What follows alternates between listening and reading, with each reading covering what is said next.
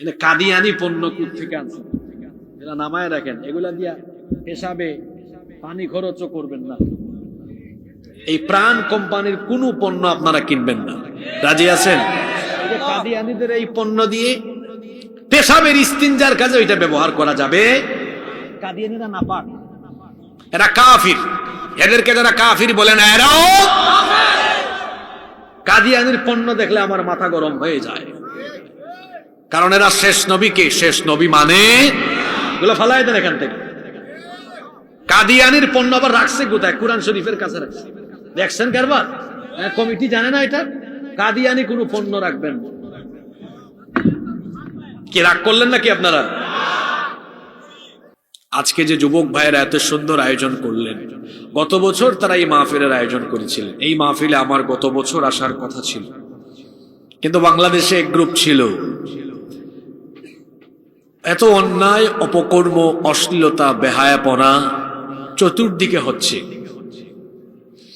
সেগুলো বন্ধের ব্যাপারে কোনো কার্যকর পদক্ষেপ না নিয়ে কোরআনের মাহফিলের মতো এই সুন্দর পবিত্র প্রোগ্রামগুলোকে তারা বন্ধ রেখে দিত। এই কারণ তারা ইসলাম, কোরআন এগুলোকে সহ্য করতে পারত না। তাদের এই অপকর্মের দরুন আল্লাহ তাদেরকে কেমন ভাবে ধরলেন? আল্লাহ ধরলেন না, কিন্তু যখন ধরলেন তখন আল্লাহ কাউকেই ছাড় দিলেন না। সূরা বুরুজে আল্লাহ বলেছেন, ইন্না বাতশা রাব্বিকা লাশাদীদ, নিশ্চয়ই তোমার রবের ধরা, তোমার রবের পাকড়াও অত্যন্ত কঠিন। আল্লাহ যখন ধরেন তখন ছাড়েন না, চূড়ান্ত ভাবে শাস্তি দেন। আমাদের যুবক ভাইদের জন্য দোয়া করছি আমরা, আল্লাহ তাআলা যেন আমার এই ভাইদেরকে সাইয়্যিদিনা উমর ইবনুল খাত্তাব রাদিয়াল্লাহু আনহুর মতো কবুল করেন। তারা যেন এই ভূমিকায় অবতীর্ণ হয়ে এই দেশে কোরআনের রাজ কায়েমে অবদান রাখতে পারে। আল্লাহ আমার ভাইদেরকে কবুল করে নেন।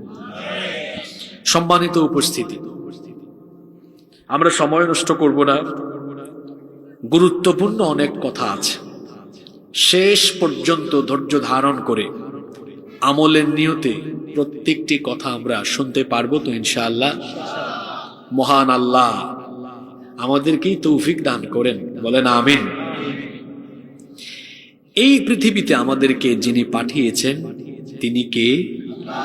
কেন আমাদেরকে পাঠালেন তিনি? আমাদেরকে পাঠানোর পিছনে তার একটি উদ্দেশ্য আছে।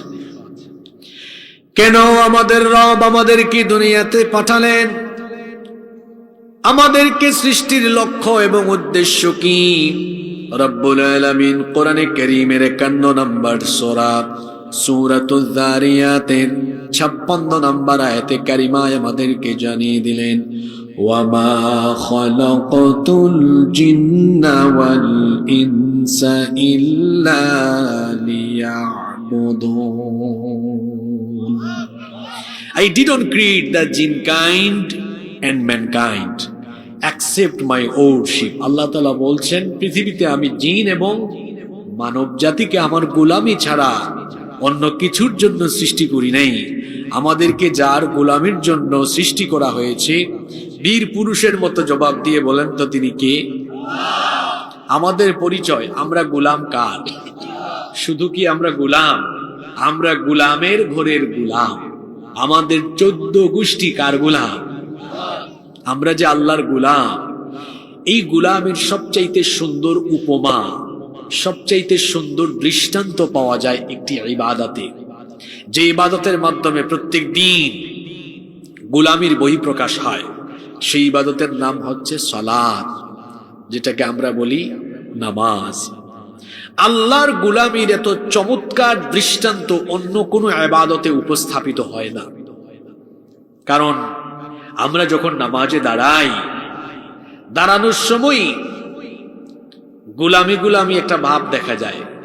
যখন দাঁড়াই সিনা টান করে দাঁড়াই না, একেবারে গোলামের মতো মাথা নত করে দাঁড়াই, বিনয়ী হয়ে দাঁড়াই।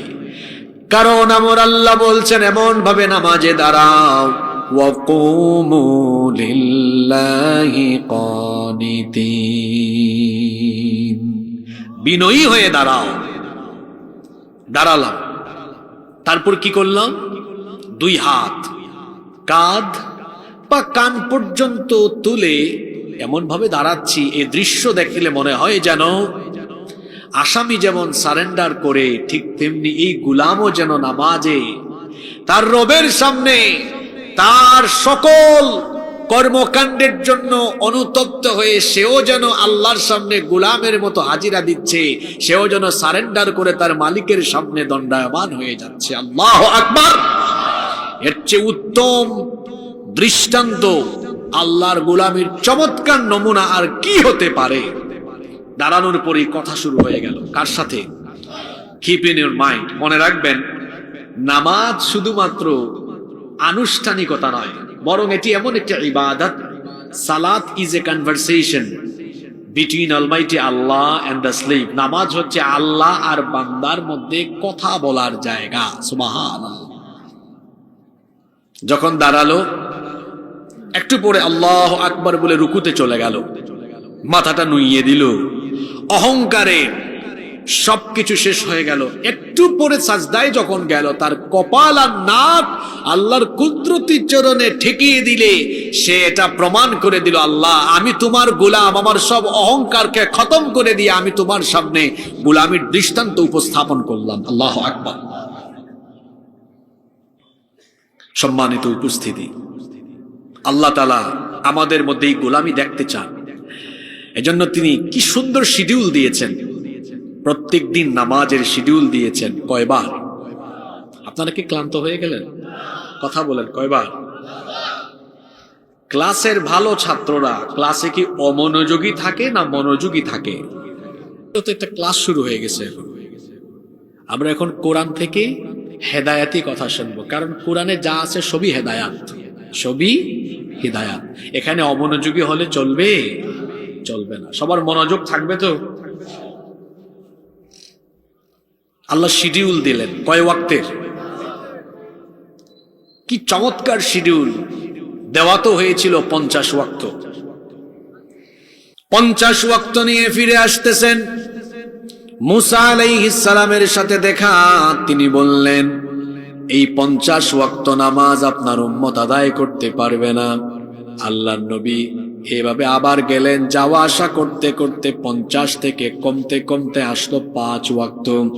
মুসা নবী তখনও বিরোধিতা করলেন, বললেন আমার উম্মতকে দেওয়া হয়েছে মাত্র 2 ওয়াক্ত, আমার উম্মত 2 ওয়াক্ত ঠিক মতো আদায় করতে পারে নাই, কেমনে আপনার উম্মত 5 ওয়াক্ত আদায় করবে? আপনি আবার ফিরে যান আর একটু কমিয়ে আনেন।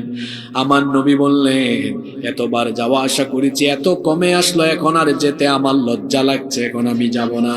আসার সময় চিন্তা করলেন, 50 ওয়াক্ত নামাজ দিলেন, আমি কেন কমিয়ে ফেললাম? 5-এ চলে আসলো।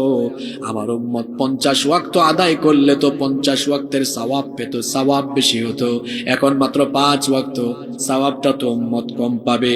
আল্লাহ তাআলা বললেন, নবী গো, আপনার উম্মতকে আপনি এত মহব্বত করেন, এত ভালোবাসেন, সেটা আমি জানি। এই জন্য নামাজ আমি 50 থেকে কমিয়ে কমিয়ে 5-এ আনলেও সওয়াব আমি কমাই নাই, বরং 5 ওয়াক্ত নামাজের সওয়াব আমি 50 ওয়াক্ত নামাজের সমান সওয়াব দান করে দিব। নবীজি টেনশন নেই, আমার উম্মত কি পারবে? মুসা নবীর উম্মত তো পারে নাই, 2 ওয়াক্ত পারে। আল্লাহু আকবার! আল্লাহ তাআলা কি সুন্দর ব্যবস্থা করে দিলেন। আজান হচ্ছে প্রতি নামাজের আগে, এই যেন আল্লাহ বান্দাকে আদর করে ডাকছেন, কি রে, আয় না, আয় আয়, আমি তোর সাথে একটু কথা বলি। রাতের বেলা ঘুমিয়েছেন, মুয়াজ্জিন সাহেব বলছেন, হাইয়া আলাস সালাহ, নামাজের জন্য আসো, হাইয়া আলাল ফালাহ, কল্যাণের জন্য আসো। আল্লাহ যেন এই আজানের মাধ্যমে বান্দাকে খুব আদর করে ডাক দিচ্ছেন, কি রে তুই ঘুমায় আছস, সেই ঘুমাইছিলি 11টায় 12টায়, 5 ঘন্টা 6 ঘন্টা হয়ে গেল, তুই আয় না, তোর সাথে আমি একটু কথা বলি, তুই আর আমি এখন কথা বলি। সুবহানাল্লাহ! 5:30টায় নামাজ আদায় করলো, 5:15টায় নামাজ আদায় করলো, ওই দুপুর 1:30টা বাজে আবার ডাকা হলো। আল্লাহ যেন বলছেন, কি রে, 7 ঘন্টা 8 ঘন্টা হয়ে গেল, এতক্ষণ হয়ে গেল, আয় না, তোর সাথে আরেকবার আর একটু কথা বলি। সুবহানাল্লাহ! আবার 2 ঘন্টা 2.5 ঘন্টা যেতে না যেতে আসর, আল্লাহ যেন ডাকছেন, আয় না, আরেকবার একটু তোর সাথে কথা বলি। মাগরিবের টাইমে আবার দেওয়া হয়েছে, যেন আল্লাহ বান্দাকে আদর করে ডাকছেন। সূর্য ওঠার আগে তুই আমার সাজদা দিয়েছিলে, দিনের শুরুতেই তোর সাথে কথা বলেছিলাম, আয় না আয়। সূর্য ডুবার সময় আরেকবার তোর সাথে কথা বলিনি? সুবহানাল্লাহ। এই জন্য বড় মহব্বতের ডাক। এরপরে আবার এশার নামাজ, বান্দা ঘুমাবে, ঘুমানোর আগে আল্লাহ আরেকবার ডাক দিলেন, তুই যে ঘুমাবি বাড়িতে, এটা তো তোর জীবনের শেষ ঘুম হয়ে যেতে পারে। সকালবেলা না উঠতে পারিস, এই ঘুম, তারপরে আবার জাগতে পারিস গিয়ে কবরে, আয় না আরেকবার ঘুমানোর আগে আমি তোর সাথে কথা বলে ফেলি, তুই আমার সাথে কথা বলে ঘুমা। সুবহানাল্লাহ। এরকম করে 5 ওয়াক্তের নামাজের চমৎকার শিডিউল দিয়েছেন কে? আপনার সাথে আল্লাহ কথা বলতে চান, নামাজে আল্লাহ বান্দার সাথে কথা বলেন। সুবহানাল্লাহ পড়েন। এই নামাজের খবর নাই। ইসলামের সবচেয়ে বড় ইবাদত হলো নামাজ। ইমানের পরেই ডিউটি হলো সালাত আদায় করা। নামাজের খবর নাই। আহা, 12টা 1টা পর্যন্ত ওয়াজ শুনে ফজরের নামাজ কাজা করে, আছে না নাই? ইবলিস, তার নাম তো আপনারা সবাই জানেন। সে আল্লাহ তাআলার হুকুম অমান্য করে আল্লাহকে সাজদা দেয় নাই কয়টা? পুরুষ মানুষের মতো জবাব দেন, কয়টা? এক সাজদা না দেওয়ার পরিণতি, ক্ষতি হলো কয়টা? 5টা। কয়টা ক্ষতি? তো শুনেন তো কি কি হইল ক্ষতি। وَإِذْ قُلْنَا لِلْمَلَائِكَةِ اسْجُدُوا لِآدَمَ فَسَجَدُوا إِلَّا إِبْلِيسَ أَبَى وَاسْتَكْبَرَ وَكَانَ مِنَ الْكَافِرِينَ। আল্লাহ তাআলা বলছেন, আর স্মরণ করো যখন ফেরেশতাদেরকে তোমার রব বলেছিলেন সবাই আদমকে সাজদা দাও। সবাই দিয়েছে, একজন দেয় নাই। যে দেয় নাই তার নাম কি? ইবলিস আল্লাহকে একটা সাজদা দিল না। কি ক্ষতি হলো? আবার সে আল্লাহর আদেশ অমান্য করে তার একটা পরিচয় হয়ে গেল, সে আল্লাহর অবাধ্য। 2 নাম্বার ওয়াস্তাকবারা, অহংকার করেছিল, বলেছিল আমি আদমের চাইতে সেরা, তাকে কেন আমি সাজদা দিব। এক সাজদা না দেওয়ায় তার আরেকটা পরিচয় হয়ে গেল, সে অহংকারী। 3 নাম্বার ওয়াকানা মিনাল কাফিরিন, সে কাফিরে পরিণত হয়ে গেল। মনে রাখেন, 1 নাম্বার অবাধ্য, 2 নাম্বার অহংকারী, 3 নাম্বার কাফির। দেখি কতটা মনোযোগ আছে বলেন। 1 নাম্বার ক্ষতি হলো সে অবাধ্য, 2 নাম্বার অহংকারী, 3 নাম্বার কাফির, 4 নাম্বার সে হয়েছে অভিশপ্ত। তাকে আল্লাহ অভিশপ্ত করে দিয়েছেন, মালউন বানিয়ে দিয়েছেন।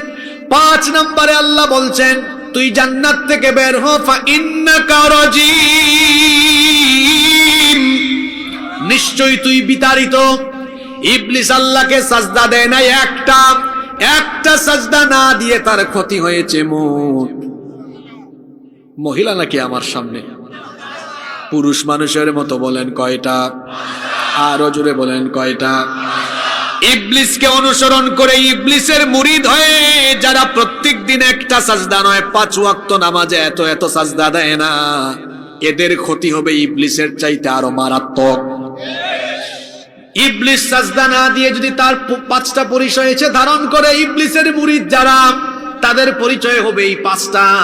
যে ব্যক্তি প্রতিদিন নামাজে যায় না, তার পরিচয় হলো 1 নাম্বার সে আল্লাহর অবাধ্যগত, সে বাধ্যগত গোলাম নয়, সে আল্লাহর অবাধ্য। 2 নাম্বার এই ব্যক্তি হলো অহংকারী, কারণ নামাজ আদায়ের পরে যে ব্যক্তি মাথা নুইয়ে নত করে আল্লাহর সাজদা দেয় না, পৃথিবীতে তার চাইতে অহংকারী আর কেউ হতে পারে। 3 নাম্বার ওই ব্যক্তি কুফরি করে কার সাথে? আল্লাহর নবী বলেছেন, মান তারাকাস সালাতা মুতাআম্মিদান ফাকাদ কাফারা, যে ব্যক্তি ইচ্ছে করে নামাজ ছেড়ে দিল সে আল্লাহর সাথে কুফরি করলো। আল্লাহর বান্দা কখনো নামাজ ছাড়তে পারে না।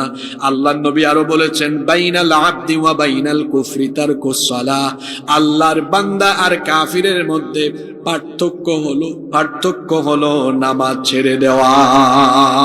আল্লাহর বান্দা নামাজ ছাড়তে পারে? তাহলে দেখেন, বেনামাজির কয়টা পরিচয়? 1 নম্বর সে আল্লাহর অবাধ্য, 2 নম্বর সে অহংকারী, 3 নম্বর সে ব্যক্তি হলো কুফরিতে নিমজ্জিত, 4 নাম্বার সেই ব্যক্তি হলো অভিশপ্ত। 5 নাম্বার হলো ওই ব্যক্তি জান্নাত থেকে বিতাড়িত। যারা বেনামাজি, এই বেনামাজি গুলো জান্নাতের গন্ধও পাবে না, জান্নাতের কোনো গন্ধও তারা পাবে না, বরং কিয়ামতের দিন তাদেরকে বলা হবে খুদুহু ফাগুল্লুহু সুম্মাল জাহিমা সাল্লু সুম্মা ফি সিলসিলাতিন যারউহা 70 যিরাআন ফাসলুকু। আল্লাহ বলবেন এই বেনামাজিকে ধর, ডান্ডা বেরি লাগা, শিকল পরা। কত গজ লম্বা শিকল? আল্লাহ বলছেন সুম্মা ফি সিলসিলাতিন যারউহা 70 যিরাআন ফাসলুকু।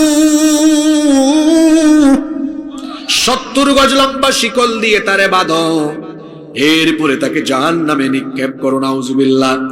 তাইলে বোঝা গেল বেনামাজির পরিণতি বড় খারাপ।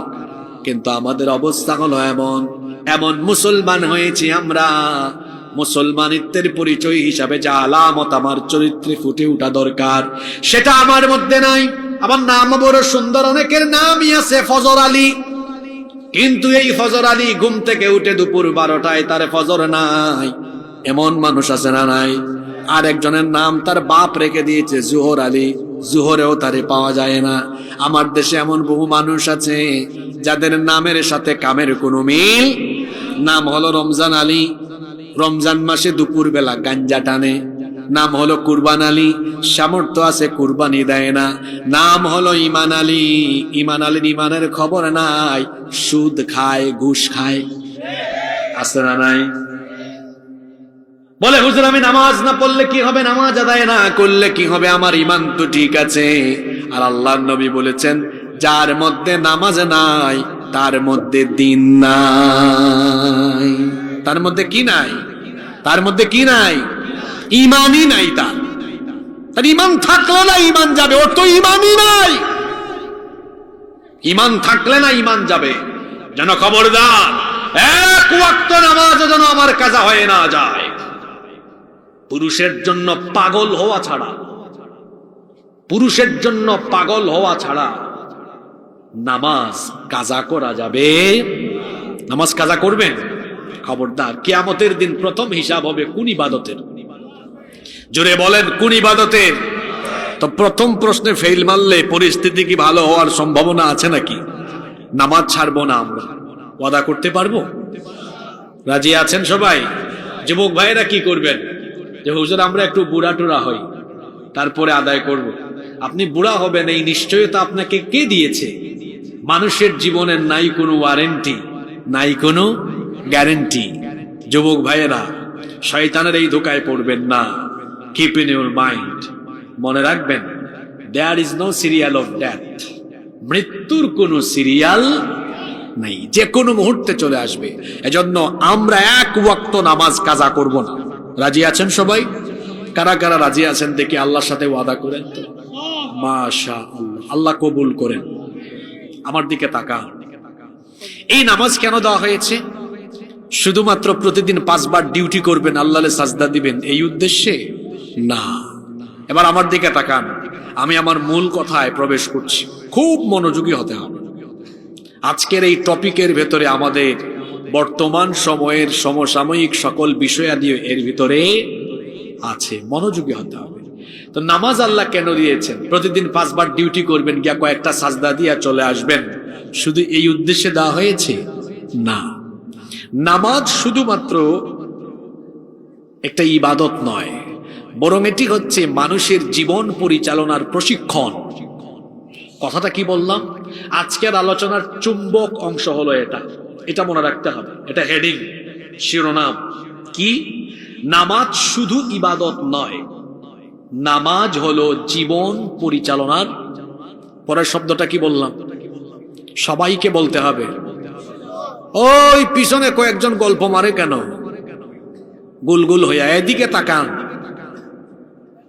আমার দিকে খেয়াল করেন। নামাজ শুধু ইবাদত নয়, এটি হলো জীবন পরিচালনার। সবাই একবার আমার সাথে বলেন, নামাজ শুধু ইবাদত নয়, বরং জীবন, হ্যাঁ জীবন পরিচালনা। মানে বুঝেন তো কিভাবে চালাবেন, আপনার জীবন কেমনে চলবে এর সকল শিক্ষা সব নামাজের ভিতরে আছে না নাই? কাদিয়ানি পণ্য থেকে আনছে, এরা নামায় রাখেন, এগুলা দিয়া হিসাবে পানি খরচও করবেন না। এই প্রাণ কোম্পানির কোন পণ্য আপনারা কিনবেন না, রাজি আছেন? কাদিয়ানিদের এই পণ্য দিয়ে পেশাবের ইস্তিনজার কাজে ওইটা ব্যবহার করা যাবে। কাদিয়ানিরা নাপাক, এরা কাফির, এদেরকে যারা কাফির বলে না এরাও কাদিয়ানির পণ্য দেখলে আমার মাথা গরম হয়ে যায়, কারণ এরা শেষ নবীকে, শেষ নবী মানে এগুলো ফালাই দেন এখান থেকে। কাদিয়ানির পণ্য আবার রাখছে কোথায়? কুরআন শরীফের কাছে রাখছে, দেখছেন কারবার? কমিটি জানে না এটা? কাদিয়ানি কোনো পণ্য রাখবেন না। কি রাগ করলেন নাকি আপনারা? আপনাদের কষ্ট হচ্ছে? তাহলে কি বললাম? নামাজ শুধু ইবাদত নয়, এটি হলো জীবন পরিচালনার প্রশিক্ষণ।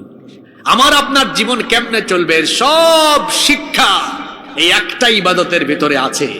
এজন্যই তো বলা হয় যে মান আকামাস সালাতা ফাকাদ আকামাদ-দ্বীন, যে ব্যক্তি নামাজ কায়েম করলো সে যেন দ্বীন কায়েম করলো।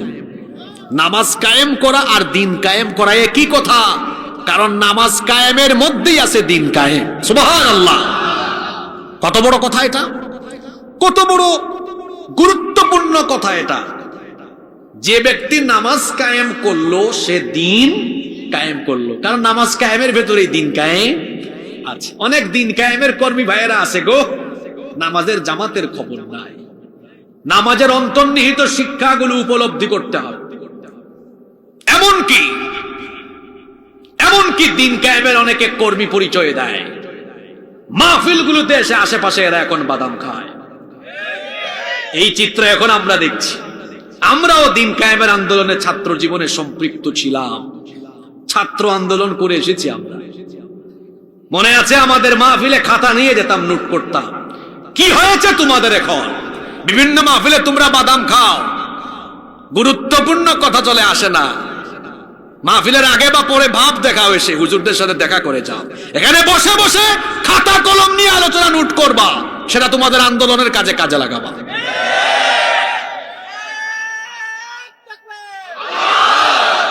কমন পড়ছে তো, এজন্য স্লোগান মাইরা দিছে।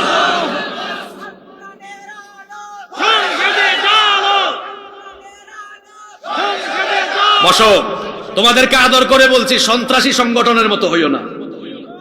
তোমাদের চরিত্র হবে দাওয়াত, তোমাদের কথা বলা হবে দাওয়াত। তোমার কথা বলা, মুআমালাত, মুআশারাত, চলন বলন, কথনে মানুষ চিনবে। সে সন্ত্রাসী সংগঠন করে না, ইসলামী ছাত্র আন্দোলন করে। তোমার ভাবখানা এমন, তোমার চলাফেরা এমন, ছাত্ররা তোমার কাছে আসে না কেন? তুমি এমন ভাবে চলাফেরা করবে যেন আরেকজন পিতা বলে, আরেকজন মা বলে, এই ছেলেটার চরিত্র এমন কেন, আমার ছেলেটাকেও তার সাথে দিতে চায়। আমি একটু সোজা সাপটা কথা বলা বেশি পছন্দ করি। সত্য কথাগুলো তিতা দিতাই হয়। দেশের বিভিন্ন অঞ্চলে যাই এখন এগুলাই দিই, এরা আশেপাশে বসে বাদাম খায়, আমরা যাওয়ার সময় গাড়ি আটকায়। হুজুর একটু কথা বলি। তুমি এতক্ষণ কই ছিলা? তুমি তো শ্রোতাদের সামনে বসা দরকার, তুমি মাহফিলের স্বেচ্ছাসেবক হওয়া দরকার। রাগ করলেন নাকি? বলছিলাম নামাজ শুধু ইবাদত নয়, এটা জীবন পরিচালনার প্রশিক্ষণ। অনেক শিক্ষা আছে, তার ভিতরে আজকে নামাজের 15টি শিক্ষা আপনাদের সামনে আমি তুলে ধরব ইনশাআল্লাহ। আপনারা মনে রাখার জন্য চেষ্টা করেন, যাদের কাছে মোবাইল ফোন আছে নোট করে নিয়ে যাওয়ার চেষ্টা করেন, যাতে করে আমরা আগামীকাল বিভিন্ন জায়গায় বসে আজকের আলোচনা নিয়ে আমরা আবার ওখানে একটা গেট টুগেদার করতে পারি। আল্লাহ আমাদেরকে আমলের নিয়তে আমাকে বলার, আপনাদেরকে শোনার তৌফিক দান করেন। নাম্বার 1 শুরু হয়ে গিয়েছে। সালাত teach us to make a clean life. নামাজ আমাদেরকে পরিচ্ছন্ন জীবন যাপনের শিক্ষা দেয়। পরিষ্কার থাকা, পরিচ্ছন্ন থাকা, এই শিক্ষাটা নামাজের ভেতরে আছে। আপনারা জানেন নামাজের অন্যতম রুকন হলো যে জায়গায় আপনি নামাজ আদায় করবেন সেই জায়গাটা পাক হতে হবে। জায়গা পাক হবে, শরীর পাক থাকবে। জায়গা পাক, শরীর পাক, এটা থাকতে হবে। সতর ঢাকা তো আছে, এটা সামনে আসতেছি আমরা। আমি বলতেছি পবিত্রতার ট্রেনিংটা নামাজে কোথায়? আপনি আসার সময় পবিত্র হয়ে আসবেন না অপবিত্র হয়ে আসবেন? তাহলে নামাজে পবিত্রতা লাগে, পরিষ্কার পরিচ্ছন্ন হয়ে আসে। নামাজ আমাদেরকে কত সুন্দর করে পরিচ্ছন্নতার ট্রেনিং দিল। নামাজে আমরা আসি নিজেরা পবিত্র হয়ে, পরিষ্কার শরীর নিয়ে, পরিষ্কার পরিচ্ছন্ন পবিত্র কাপড় চোপড় নিয়ে। এই শিক্ষা শুধু, এই আমলটা শুধু নামাজের ভেতরে রাখলে হবে না, কাজকর্ম ছাড়া আমরা নামাজের বাহিরেও আমাদের জীবনটাকে পরিচ্ছন্ন করব। কিন্তু দেখা যায় আমাদের জীবন এত অপরিচ্ছন্ন, এত নোংরা। আমরা কাপড়টা পরিধান করি, কাপড়ে ময়লা লাগানো থাকে, আমার শরীরে ময়লা লাগানো থাকে, মুখের থেকে দুর্গন্ধ বের হয়। কেন মুসলমান এমন হবে? আসসিওয়াকু মিন সুনানিল মুরসালিন। পৃথিবীর মানুষদেরকে দাঁত ব্রাশ করা, মিসওয়াক করা শিখিয়েছেন পৃথিবীর নবীরা। আল্লাহু আকবার। আসসিওয়াকু মিন সুনানিল মুরসালিন। মিসওয়াক হলো সকল নবীদের সুন্নাহ। নবীরা কত স্মার্ট ছিলেন, কত পরিচ্ছন্ন ছিলেন।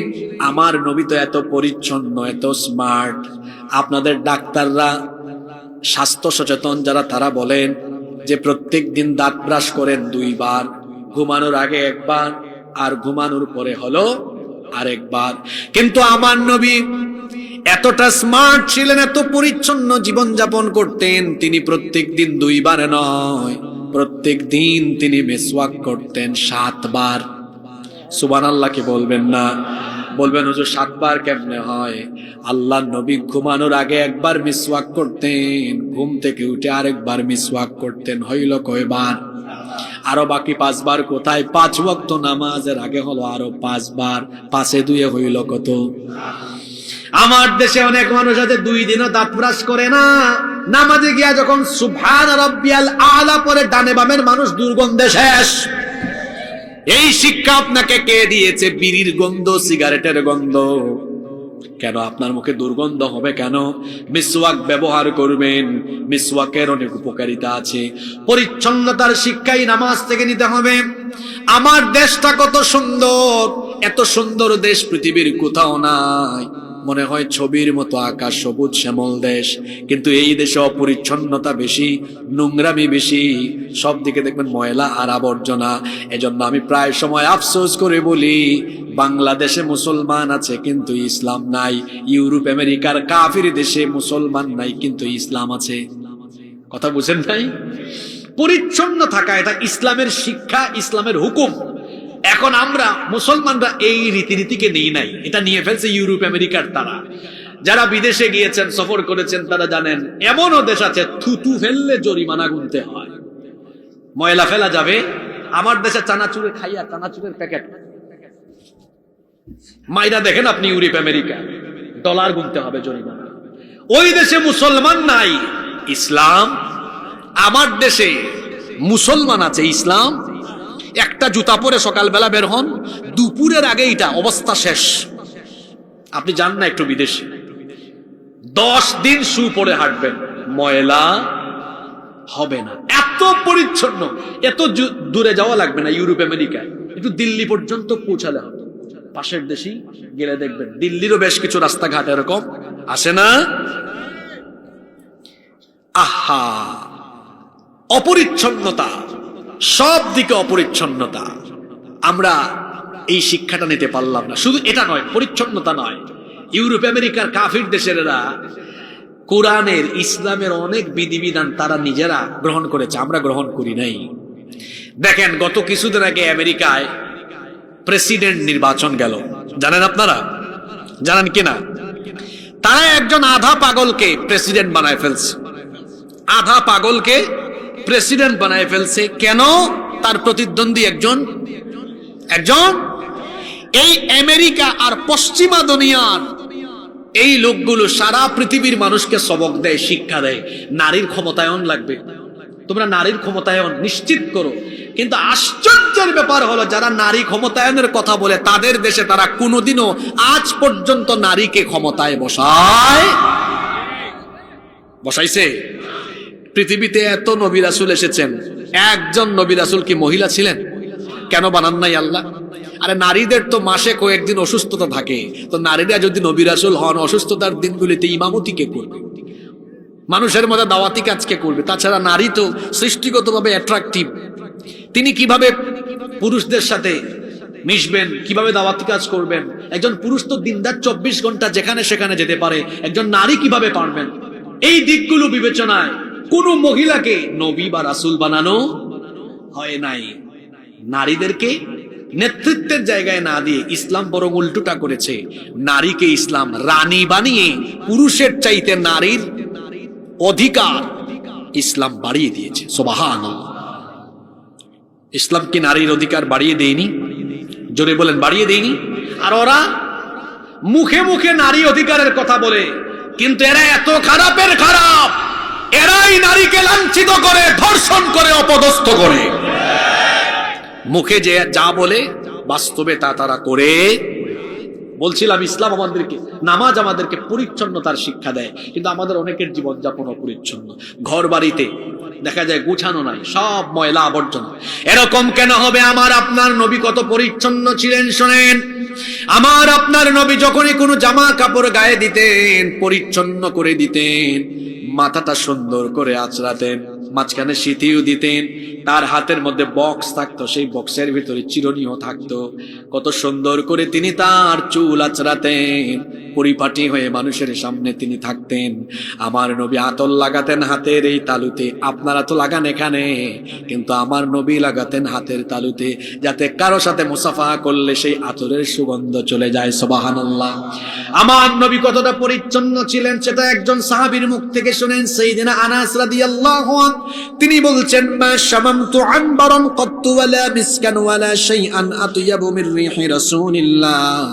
আমরা সবাই বলি সাল্লাল্লাহু আলাইহি ওয়াসাল্লাম। সাইয়েদনা আনাস রাদিয়াল্লাহু আনহু বলছেন, আল্লাহর নবী যখন আমাদের পাশ দিয়ে হেঁটে যেতেন, অতিক্রম করতেন, তার দেহ মুবারক থেকে এমন সুগন্ধি আসতো, মনে হতো সেটা মেশকে আম্বরের সুগন্ধির চাইতেও আরো সুগন্ধিযুক্ত। মানুষের শরীর থেকে সুগন্ধি আসে পরিচ্ছন্ন থাকলে না অপরিচ্ছন্ন থাকলে? আরো জোরে বলেন। তাহলে পরিচ্ছন্ন জীবন যাপনের শিক্ষা নামাজ দেয়। 3.5 হাত এই বডিকে আমরা পরিচ্ছন্ন রাখবো। নিজের টিনের বাড়ি হোক, সেটা টিনের চালের বাড়ি হোক, পরিষ্কার রাখলে কিন্তু টিনের বাড়িকেও সুন্দর দেখায়, ঠিক কিনা? আমি 3 বছর আগে উখিয়ায় গেলাম, টেকনাফের পাশে হলো উখিয়া, ওই যে কক্সবাজার। দেখলাম একটা বেত দিয়ে বেড়া দিয়েছে, বেত দিয়ে বেড়া, উপরে টিন, কিন্তু ঘরের ভেতরে ঢোকার পরে দেখলাম এত সুন্দর পরিচ্ছন্ন পরিপাটি, এত সুন্দর করে রেখেছে, দেখলেই চোখ জুড়িয়ে যায়। পরিচ্ছন্ন রাখলে পরে যে কোনো জিনিসকে সুন্দর দেখায়। অপরিচ্ছন্ন মানুষ যদি দামি কাপড় চোপড় পরিধান করে, দেখবেন দেখতে তাকে খারাপ লাগে। আর পরিচ্ছন্ন ব্যক্তি যদি কম দামি কাপড় গায়ে দেয়, কিন্তু পরিষ্কার যদি হয়, দেখতে ভালো লাগে। দেখবেন আমার দেশে অনেক আলেম ওলামা ইমাম সাহেবদের, তাদের আপনি লেবাসের দিকে তাকাবেন, দেখবেন দেখতেই ভালো লাগে, সুন্দর লাগে, সাদা পোশাক পরেছে, দেখতেই ভালো লাগে। অনেক মানুষ আছে অনেক টাকাওয়ালা, দেখবেন এমন ভাবে থাকে খাচ্চরের মতো থাকে, আছে না নাই?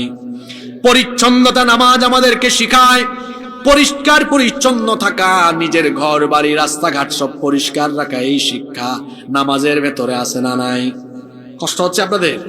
সালাতের 2 নম্বর শিক্ষা হলো সালাত teach us to stay united। নামাজ আমাদেরকে ঐক্যবদ্ধ থাকার, মুসলমান আলাদা আলাদা থাকবে, একসাথে হয়ে থাকবে, ঐক্যবদ্ধ থাকবে, এই শিক্ষা নামাজের ভিতরে আছে না নাই?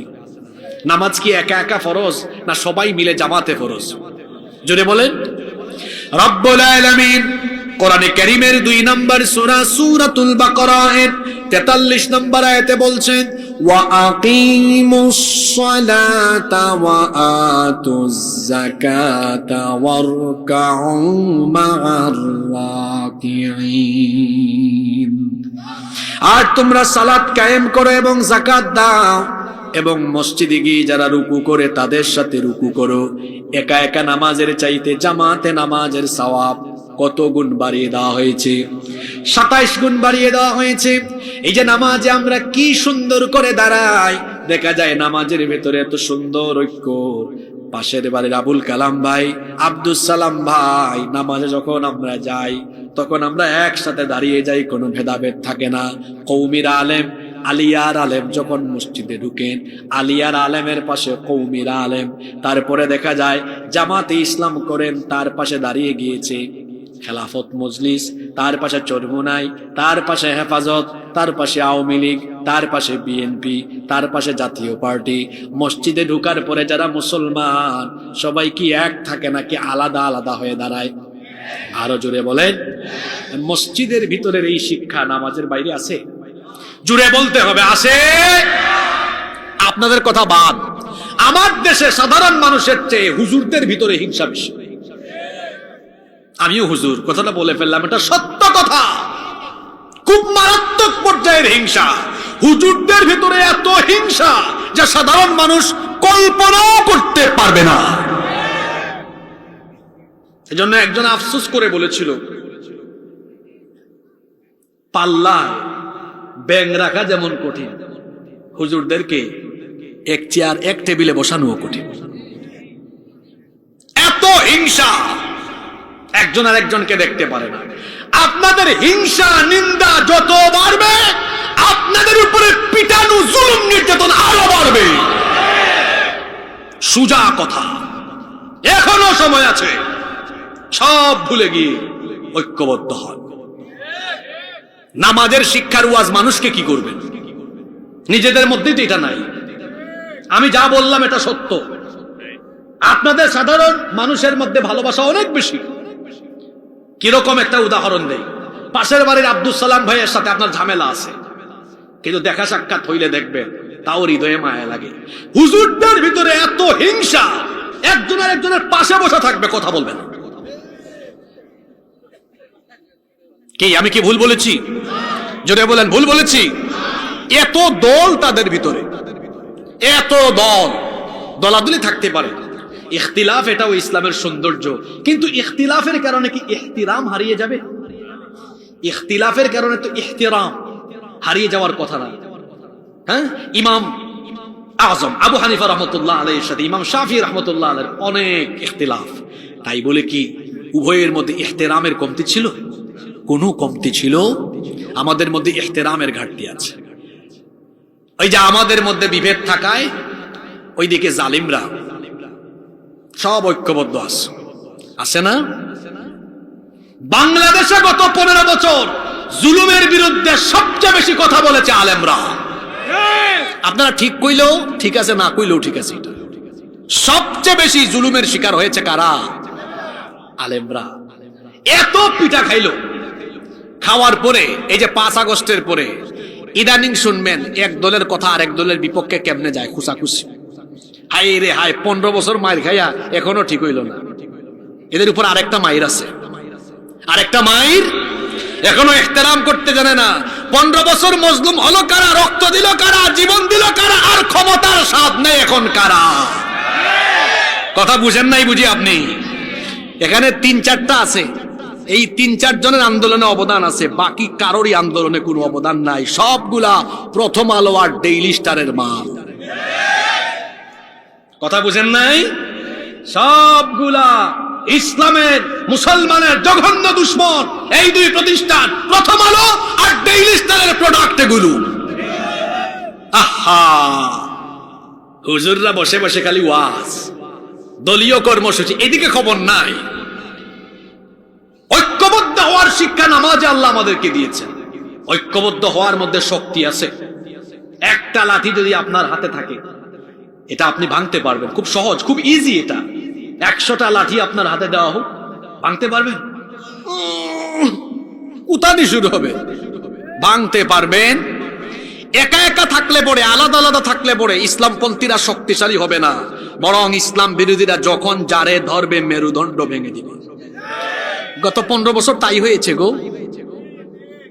আর যখন আপনি ঐক্যবদ্ধ থাকবেন, আল্লামা সাঈদীকে যখন গ্রেফতার করা হলো, চুপচাপ, বাকিরা ভাবছেন আমাদের দলের না, আমাদের মাসলাকের না, আমাদের মতাদর্শের না, চুপচাপ।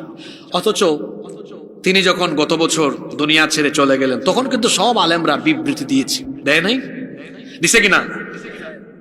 মরার পরে বিবৃতি। আর এটা আমাদের দেশের মানুষের খাসলত, জীবিত মানুষকে মূল্যায়ন করে না। এটা এই বাঙালিদের মারাত্মক পর্যায়ের একটা কুস্বভাব।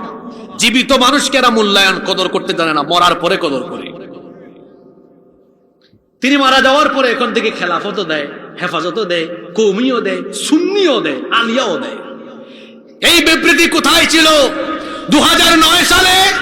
যদি তখন দেওয়া হতো, জালিমরা তার হাতে হাত তোলা পুরানোর সাহস করতে পারত না।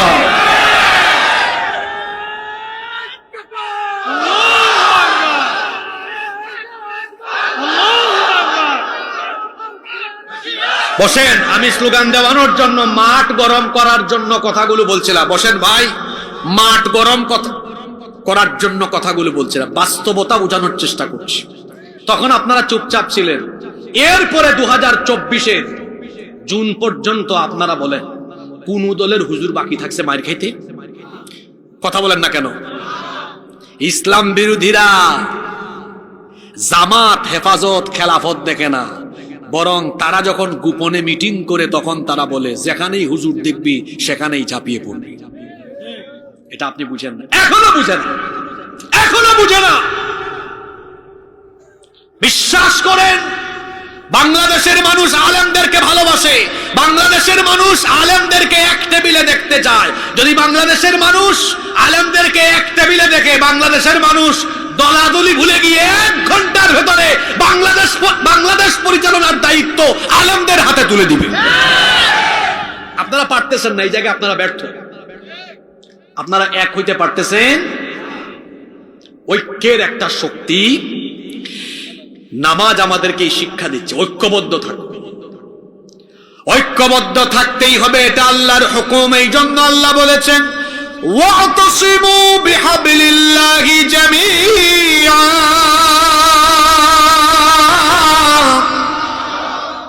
তোমরা ঐক্যবদ্ধভাবে আল্লাহর দ্বীনের রজ্জুকে আঁকড়ে ধরো। ওয়ালা তাতাফাররাকু, খবরদার বিচ্ছিন্ন হয়ে যেও না। কারণ ঐক্যবদ্ধ থাকবে যারা, আল্লাহর রহমত পাবে তারা। এজন্য রাব্বুল আলামিন কোরআনে কারীমের 4 নম্বর সূরা সূরাতুন নিসায়ের 175 নম্বর আয়াতে বড় সুন্দর করে বললেন, ফাআম্মাল্লাযীনা আমানু বিল্লাহি ওয়া'তাসামু বিহি ফাসায়ুদখিলুহুম ফি রাহমাতিম মিনহু ওয়া ويهديهم إليه صراطا مستقيما। আল্লাহ তাআলা বলছেন, অতএব যারা আল্লাহর উপর ঈমান আনবে এবং আল্লাহর দ্বীনের উপরে যারা ঐক্যবদ্ধ থাকবে তাদেরকে আল্লাহ তাআলা তার দয়া এবং অনুগ্রহের ভেতরে প্রবেশ করাবেন। এবং ঐক্যবদ্ধ থাকলে পরে তাদেরকে সিরাতুল মুস্তাকিমের পথে যিনি পরিচালিত করবেন। গলার আওয়াজ বড় করে বলেন, তিনি কি? ফেসবুক খুলে দেখেন, ফেসবুক হলো বর্তমানে অনৈক্য সৃষ্টির একটা প্রধান ফিতনার জায়গা। এখানে যে যা পারে তা বলে, তা লিখে। আর যারা সময়কে অপচয় করতে চায় তারা যেন বেশি বেশি ফেসবুকে থাকে, আর যারা সময়কে সেফ রাখতে চায় তারা যেন মোবাইল ফেলে রেখে কিতাবের দিকে বেশি বেশি চক্ষু রাখে। আরে বাপ রে বাপ, বাংলাদেশে এখন কিতাবের মুফতির চাইতে ফেসবুক মুফতির সংখ্যা বেশি। আছে না এরকম? যারা ঠিক কইছে এদের মধ্যে বহু মানুষ আছে। আর যুবকদের অবস্থা কি? আমার যুবক ভাইদের চরিত্র নষ্ট হয়ে গেল। এই চরিত্র বিধ্বংসী উপাদান মোবাইল ফোনে তারা এত বেশি আসক্ত। মোবাইলের জবান নাই, জবান থাকলে বলতো, ভাই রে ভাই তুই আমার এত গুতাস কেন? সারাদিন যে স্ক্রল করস, এই যে নিচের দিকে তাকায় সারাটা দিন এমনে এমনে করে, যদি এটার জবান থাকতো বলতো, ভাই রে ভাই আমার একটু ছাড় দে।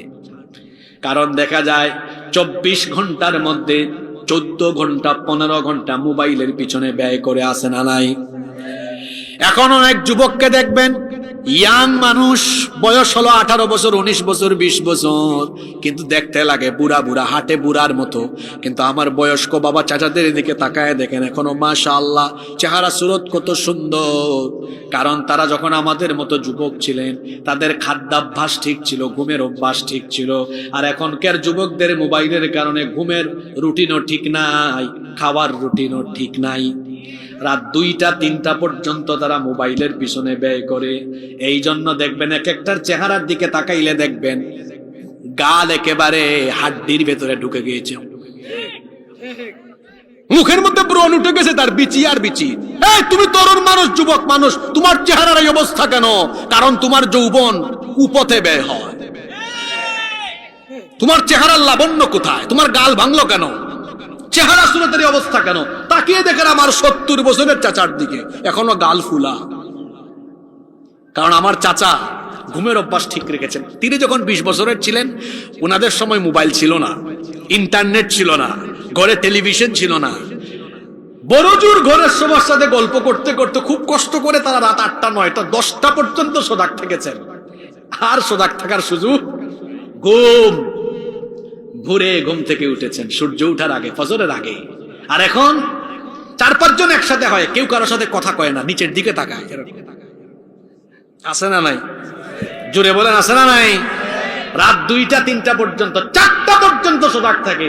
যেই ছেলে রাত 3টা 4টায় ঘুমায়, ও কি আর ফজর পড়তে পারবে? ও ঘুম থেকে উঠে কখন? দুপুর 12টায় 11টায়। আর মনে রাখবেন, যাদের ঘুমের অভ্যাস ঠিক নাই, এদের খাদ্যাভ্যাসও ঠিক নাই।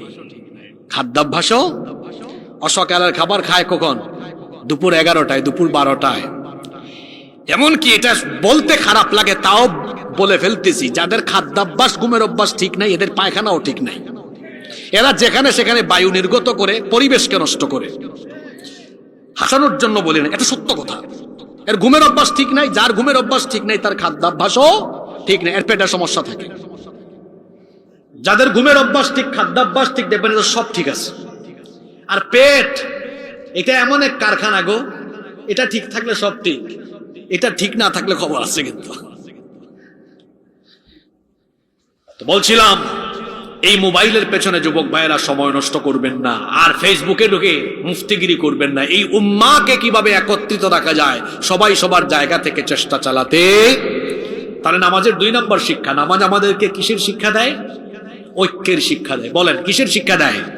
আপনাদের কি কষ্ট হচ্ছে বাবারা, ভাইয়েরা? কষ্ট হচ্ছে? আপনারা কি আমাকে কয়েক মিনিট সময় দিবেন? নাম্বার 3, নামাজ আমাদেরকে সাম্য, মৈত্রী এবং ভেদাভেদহীন একটি সমাজ গঠনের শিক্ষা দেয়। নামাজে কিন্তু কোনো ডিসক্রিমিনেশন, কোনো বৈষম্য নাই। এখন বৈষম্য বিরোধী ছাত্র আন্দোলন আছে, বৈষম্যহীন বাংলাদেশ দেখতে চায়। বৈষম্যহীনতার শিক্ষাটাও নামাজে আছে না? কোথায় আছে দেখেন। একজন গরিব মানুষ, দিনে তিনি 400 টাকা 500 টাকা উপার্জন করেন, মসজিদে গেলেন, যাওয়ার পরে আরেকজন ভাই, তিনি মনে করেন মাসে 2 লাখ 3 লাখ টাকা কামান।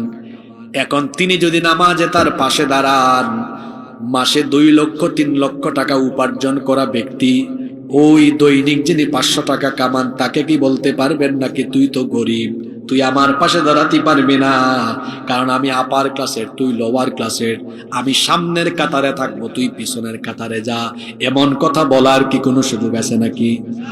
যদি বলেও ফেলে, ওই ভাই তখন বলবে, তোর এই অহংকারী আচরণ গিয়ে মসজিদের বাইরে দেখা। এখানে মসজিদ এটা আল্লাহর ঘর, এখানে তুইও আল্লাহর গোলাম, আমিও আল্লাহর গোলাম। 2 জনের মধ্যে কোনো ভেদাভেদ নাই। এখানে যদি সরকারি দলের কেউ ঢুকে, আর যারা সরকারে নাই অথবা জনগণ, এখন যদি সরকারের কোনো ব্যক্তির কাছে জনগণ গিয়ে দাঁড়ায়, বলার কি কোনো ক্ষমতা আছে নাকি আমি সরকার, আমি সামনের কাতারে, তুমি জনগণ, তুমি পিছনের কাতারে? এমন কথা বলার কি কোনো সুযোগ আছে নাকি?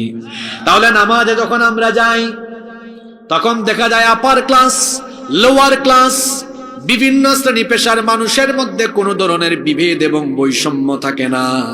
সকল মানুষ তখন একীভূত হয়ে আল্লাহর গোলামে পরিণত হয়ে যায়। আফসোসের ব্যাপার হলো নামাজের এই শিক্ষাটা আমরা নামাজের বাহিরে আনতে পারে নাই। আজকে আমার পরিবারে বৈষম্য, সমাজে বৈষম্য, রাষ্ট্রেও বৈষম্য আছে না নাই? বলবেন হুজুর পরিবারে কেমনে বৈষম্য দেখবেন? অনেক পিতামাতা আছে তার ছেলে মেয়ে 3টা 4টা, অনেক মা বাপও আছে খারাপ, 4টা 5টা ছেলে মেয়ে খালি একটারে প্রায়োরিটি দেয়, বাকিগুলারে দেয় না। যেটা ইনকাম করে বেশি ওইটাকে মহব্বত করে বেশি, যেটার ইনকাম কম ওইটাকে মহব্বত করে কম, আছে না নাই? এটা বৈষম্য। অনেকে আছে ছেলেকে মহব্বত করে মেয়েকে মহব্বত করে না, এটাও বৈষম্য। সমাজে বৈষম্য চলছে। যাদের টাকা পয়সা বেশি তাকে দেখা যায় ভালো কোনো কাজে কোনো কমিটিতে রাখা হয় না, সুদ খায় ঘুষ খায়। এমন মানুষের টাকা বেশি থাকলে হয়েছে কোনো অসুবিধা নাই, একেবারে সভাপতি বানাতে বানাতে মাহফিল কমিটির সভাপতি, সভাপতি বানাতে বানাতে বানায় দেয় মসজিদ কমিটির সভাপতি। বাংলাদেশে এমন বহু মসজিদ আছে যে মসজিদ কমিটির সভাপতি সেক্রেটারি সুদখোর ঘুষখোর। আমরা যোগ্যতা দেখে, তাকওয়া দেখে, পরহেজগারিতা দেখে মানুষকে মূল্যায়ন করি না। অথচ আল্লাহ তাআলা শিখিয়েছেন মানুষে মানুষে কোনো ভেদাভেদ নাই, কিন্তু মর্যাদার ক্ষেত্রে মানদণ্ড হলো তাকওয়া।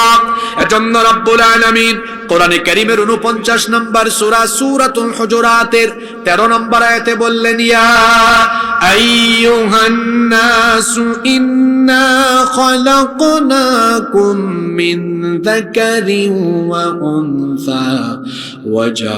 وجعلناكم شعوبا وقبائل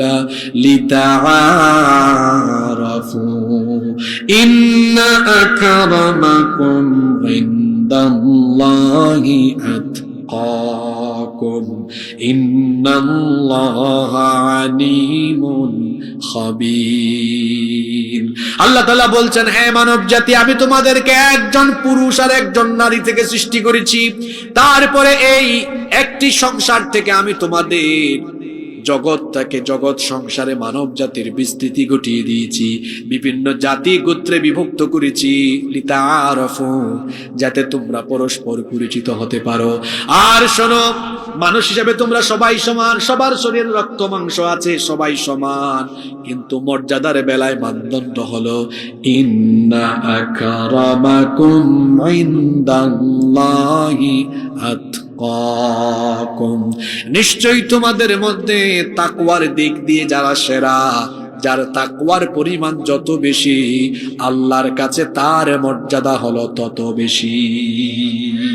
কিন্তু মানুষ হিসাবে সবাই সমান, মানুষে মানুষে কোনো ভেদাভেদ, সাদা কালো, লম্বা খাটো, কারো উপরে কারো শ্রেষ্ঠত্ব নাই, মানুষ হিসাবে সবাই সমান। এই বৈষম্যহীনতার শিক্ষা যে ইবাদতে আছে, সেই ইবাদতের নাম কি? জোরে বলে। আপনাদের কি কষ্ট হচ্ছে? এই লাল পাঞ্জাবি টাইপসের শ্রোতা যারা আছেন, 10 সেকেন্ড সময় দিলাম, ওইটা দূর মারে। এরা কেউ আসছে হুজুরের কণ্ঠ দেখতে, কেউ আসছে চেহারা দেখতে, কেউ আসছে চিল্লানো শুনতে। ক্লাসের ভালো ছাত্ররা ক্লাস শেষ হওয়ার আগ পর্যন্ত ক্লাস ত্যাগ করে না, এরা A+ পায় পরীক্ষা। যে আমার ডান পাশে হুজুর আছেন, ওনারা মাদ্রাসায় পাঠদান করেন, ওনারা ভালো জানেন, আরো আমরাও তো পড়েছি, পড়িয়েছি, পড়াচ্ছি। ভালো ছাত্ররা কখনো শেষ হওয়ার আগ পর্যন্ত ক্লাস থেকে বের হয়। তো বলছিলাম নামাজের 3 নম্বর শিক্ষা, আমাদেরকে বৈষম্যহীন সমাজ প্রতিষ্ঠার শিক্ষা দেয় কি? নামাজ। নাম্বার 4, 4 নম্বর, নামাজ আমাদেরকে পাংচুয়ালিটি, সময়ানুবর্তিতা শেখায়, টাইম ম্যানেজমেন্ট শেখায়। সময়, এটাকে কাজে লাগাতে হবে, সময় গনিমত, এটাকে কাজে লাগাতে হয়। এই শিক্ষা নামাজের ভেতরে আছে না নাই? জোরে বলেন, আছে না নাই? নামাজের টাইম শিডিউল আছে না? প্রত্যেকটা নামাজের কিন্তু টাইম শিডিউল আছে। ইন্নাস সালাতা কানাত আলাল মুমিনিনা কিতাবাম মাওকুতা, নিশ্চয়ই নামাজকে সময়ানুবর্তিতার ভিত্তিতে ফরজ করে দেওয়া হয়েছে। কেউ যদি ফজরের নামাজ বিকাল 3টায় আদায় করতে চায়, হবে নাকি? জোহরের নামাজ যদি কেউ রাত 10টায় আদায় করতে চায় হবে না, কারণ 5 ওয়াক্ত নামাজের জন্য সুনির্দিষ্ট সময় আছে না নাই? জোরে বলেন আছে না নাই? এখন আপনাদের গ্রামের, আপনাদের এলাকার মসজিদে যদি ফজরের নামাজের সময় হয়ে যায়, ইমাম সাহেব কিংবা মুসল্লিরা কি সময় হয়ে গেলে এলাকার কোনো প্রভাবশালী ব্যক্তির জন্য অপেক্ষা করবেন নাকি? জোরে বলেন। বা কোনো প্রভাবশালী ব্যক্তি যদি বলে, এলাকার মানুষ শোনেন, আজকে আমার জন্য 10 মিনিট পরে নামাজ আদায় করেন, কেউ মানবে? জোরে বলেন। এই শিক্ষা কোন ইবাদতে আছে? আপনারা নামাজের বাইরে আনতে পারছেন? এটা মাহফিল তো আনতে পারেন নাই। বহু মাহফিলে বক্তা বসিয়ে রেখে, শ্রোতা বসিয়ে রেখে কয় 10টা মিনিট অপেক্ষা করেন, আমাদের অমুক প্রভাবশালী অতিথি আছেন। আছে না? তো টাইম ম্যানেজমেন্টের শিক্ষা আছে? কোথাও নাই। পৃথিবীতে যারা উন্নত হয়েছে এরা সময়কে কাজে লাগিয়েছে। আজকের জাপান কত উন্নত, এরা সময়ানুবর্তিতা আছে। আমার দেশের সিস্টেম কেমন জানেন? 9টার গাড়ি কয়টায় ছাড়ে কেউ জানে না, 9টার ট্রেন কয়টায় যায় কেউ জানে না। এক যাত্রী ট্রেনে সফর করছে, ট্রেন হলো 9টায়, লাগেজ টাগেজ নিয়ে বসে আছে। এই তো 9টা বাজার 10 মিনিট আগে আফসোস করে বলতেছে, বাংলাদেশ ভাই জানি না আসছি কোন সময় যে ট্রেনটা ছাড়ে। হঠাৎ করে হুইসেল শুনছে, ভাবছে আরে বাংলাদেশেই এটা সম্ভব, হ্যাঁ টাইম মতো ট্রেন চলে আসছে। খুশি হয়ে লাগেজ টান মেরে দৌড় মারবে, আর একজন পাশে থেকে আটকাই দিছে, ভাই বসেন, এটা গতকাল 9টার ট্রেন, আজকে 9টায় আসছে। কি বলেন, এরকম আছে না নাই? এই জাতি, এই মুসলমান জাতিকে প্রত্যেকদিন 5 ওয়াক্ত টাইমে টাইমে ডেকে টাইম ম্যানেজমেন্ট শেখানো হয়, অথচ তাদের জীবনে সময়ের কোনো মূল্যায়ন। পরীক্ষার আগে কেউ পড়াশোনা করলো না, তারপরে পরীক্ষার রেজাল্ট হাতে পেয়ে আফসোস করল, ইস যদি আরেকটু পড়তাম ভালো রেজাল্ট করতাম। তখন আফসোস করে লাভ হবে? এজন্য সময় থাকতে সময়কে কাজে লাগাতে হয়। আরবিতে একটি প্রবাদ আছে, আল ওয়াক্তু কাসাইফ, সময় হলো ধারালো তরবারির মতো, ইল্লাম তাকতাহু ফাইন্নাহু কাতাআক, এটাকে আপনি ক্ষতবিক্ষত করতে পারবেন না, কিন্তু সময়ের অপব্যবহার করলে আপনার জীবন ক্ষতবিক্ষত হয়ে যাবে। মানুষের জীবনের সবচাইতে গুরুত্বপূর্ণ সম্পদ হলো সময়। সময়কে কাজে লাগিয়ে সম্পদশালী হওয়া যায়, কিন্তু গোটা পৃথিবীর সম্পদ দিয়ে জীবনের ফেলে আসা সময়কে আর ফিরিয়ে আনা যায়? এজন্য সময় থাকতে সময়ের মূল্যায়ন করতে হবে। কিয়ামতের দিন জাহান্নামীরা সময়ের ব্যাপারে আফসোস করবে, ইয়াকুলু ইয়া লাইতানি কদ্দামতু লিহায়াত, আফসোস করে তখন লাভ হবে? কোনো লাভ হবে না। এজন্য সময়কে কাজে লাগান। যুবক ভাইদেরকে, ছাত্র ভাইদেরকে বলবো, এই মোবাইলের পেছনের সময় নষ্ট করা বন্ধ করো, পড়ার টেবিলে মনোযোগী হও। তোমরা যে পরিমাণ সময় ছাত্ররা মোবাইলের পিছনে ব্যয় করো, আল্লাহর কসম এই পরিমাণ সময় যদি তোমরা পড়ার টেবিলে জ্ঞান চর্চা গবেষণায় কাটিয়ে দিতে, আমার দেশে ঘরে ঘরে বিজ্ঞানের জন্ম হতো। ওরা কি করেছে? ইহুদিরা, মুশরিকরা এগুলো আবিষ্কার করে তোমাদের হাতে ধরায় দেয়, আর তোমরা এগুলো নিয়ে পড়ে থাকো। তোমরা পাবজি খেলাও, ফেসবুক, ইউটিউব, ইনস্টাগ্রামে থাকো, আর ওরা তোমাদেরকে দিয়ে ব্যবসা করে। বলবেন হুজুর বুঝি নাই। তো তুমি যে পাবজি খেলাও, তুমি যে ফেসবুক, ইনস্টাগ্রাম, গুগল সব চালাও, মাগনা বিনা পয়সায় চালাও নাকি? সব তাদের অ্যাকাউন্টে গিয়ে যাচ্ছে। পৃথিবীতে জ্ঞান দিয়ে অনেক বড় হওয়া যায়। ইহুদিরা, মুশরিকরা জ্ঞানের জগতে শ্রেষ্ঠত্ব স্থাপন করার কারণে গোটা পৃথিবীর ব্যবসা, বাণিজ্য, প্রযুক্তি সব তাদের হাতে, আর মুসলমানের সন্তানরা তাদের বানানো তাদের জিনিসগুলো নিয়ে পড়ে আছে। তারা নিজেরা জ্ঞান চর্চায় গবেষণায় এগিয়ে, তারাও যে আবিষ্কারে এগিয়ে যাবে এই কোনো চিন্তা ভাবনাই মুসলমানের সন্তানের ভেতরে নাই। সময়কে কাজে লাগাও ভাই। ছাত্রদেরকে আমি অনুরোধ করছি, তোমরা কমপক্ষে 6 ঘন্টা প্রতিদিন পড়াশোনা করো। কমপক্ষে কয় ঘন্টা? কমপক্ষে কয় ঘন্টা? 6 ঘন্টা। ব্যবসায়ী ভাইয়েরা, আমার আব্বাজানরা, বাবাজানরা, আপনাদেরকে বলছি, বাবারা সময় থাকতে সময় কাজে লাগান। শরীরটা তো ঠিক আছে, এখন রুকু দিচ্ছেন না, সাজদা দিচ্ছেন না। বুড়ো হলে বলবে না, আরে কোমরের সমস্যা, বেশিক্ষণ নামাজে দাঁড়াইতে পারি না। সময় যখন ছিল তখন তো দিলেন না, সময় যখন ছিল তখন তো দিলেন না। এখন ইয়াং বয়সে দেন, বুড়া হয়ে যখন পারবেন না, আল্লাহ সওয়াব পুষায় দিবেন। ফেরেশতাকে বলবেন, দেখি আমল নামাজে লিখতেছিস, একটু ব্যাক, পেছন ফিরে যা, দেখ তার যৌবনকালে যুবককালের ইবাদত কেমন। ফেরেশতা বলে আল্লাহ যৌবনকালে একদম লম্বা সময় তাহাজ্জুদ পড়তো, 5 ওয়াক্ত নামাজ ঠিকঠাক পড়তো, এখন বুড়া হয়েছে দেখে পারে না, বেশিক্ষণ পারে না। আল্লাহ বলবেন যৌবনকালে আমারে এত ইবাদত করলো, এই সময়ে তার একটু বোনাস বাড়ায় দে, এখন যদি সময় একটু কমও দে সওয়াবটা যৌবনকালের মতো দিয়ে দে। সুবহানাল্লাহ। যৌবনকালকে মূল্যায়ন করতে হবে, সময়। আর যুবকদের ব্যাপারে ইমাম কুরতুবী রাহিমাহুল্লাহর একটা কথা আমার এখন মনে পড়ল। ইমাম কুরতুবী রাহিমাহুল্লাহ কতই চমৎকার করে বলেছেন, যৌবন হলো কচু পাতার পানির মতো। কচু পাতার কচু গাছ আছেন আপনাদের এলাকায়? আছে তো, আজকে যে লতি খাওয়াইলো। আপনাদের এলাকায় লতি আছে মনে হয় অনেক, লতিগুলো অনেক মজাও। তো এই যে কচু পাতায় পানি, যুবক ভাইরা বলেন তো কচু পাতায় পানি পড়লে বেশিক্ষণ থাকে? টলমল টলমল করে যে কোনো মুহূর্তে পড়ে যেতে পারে। যৌবনকালকে ইমাম কুরতুবী রাহিমাহুল্লাহ কচু পাতার পানির সঙ্গে এজন্য তুলনা করেছেন, কচু পাতার পানি যেমন যে কোনো মুহূর্তে পড়ে যেতে পারে, ঠিক তেমনি চরিত্র বিধ্বংসী, চতুর্দিকে যে চরিত্র বিধ্বংসী উপাদান আছে এগুলোর দ্বারা আক্রান্ত হয়ে যৌবনকালও যে কোনো মুহূর্তে ধ্বংস হয়ে যেতে। যৌবনকালকে মূল্যায়ন করতে হবে, কারণ youth is called the golden season of human life. যৌবনকালকে বলা হয় মানুষের জীবনের সোনালী সময়। এই সময়কে যারা কাজে লাগাবে এরা এস্টাবলিশড হবে, প্রতিষ্ঠিত হবে, দুনিয়াতে সম্মানিত হবে, আখিরাতে সম্মানিত হবে। এজন্য সময়কে কাজে লাগাবো। পারবো তো ইনশাআল্লাহ? বাকি পয়েন্টগুলো গুরুত্বপূর্ণ, আমি সময় চেয়ে নিই। আপনারা কি আমাকে 15 থেকে 16 মিনিট সময় ধৈর্য ধরে দিতে পারবেন? পারবেন? নাম্বার 5 নাম্বার, নামাজ আমাদেরকে আনুগত্য আর বন্দেগীর শিক্ষা দেয়। এই যে আমরা প্রতিদিন 5 ওয়াক্ত আজান হলে নামাজে চলে আসতেছি, হুকুম মানতেছি কার? জোরে বলেন, হুকুম মানতেছি কার? এই যে আল্লাহর ইবাদত করলাম, এই রকম ইবাদত করতে হবে। কতদিন আল্লাহ বলছেন এই রকম বিধান মানতে হবে। ওয়া'বুদ রাব্বাকা হাত্তা ইয়াতিয়াকাল ইয়াকিন। আল্লাহ বলছেন তোমার কাছে মৃত্যু আসার আগ পর্যন্ত তুমি আল্লাহর ইবাদত করবে।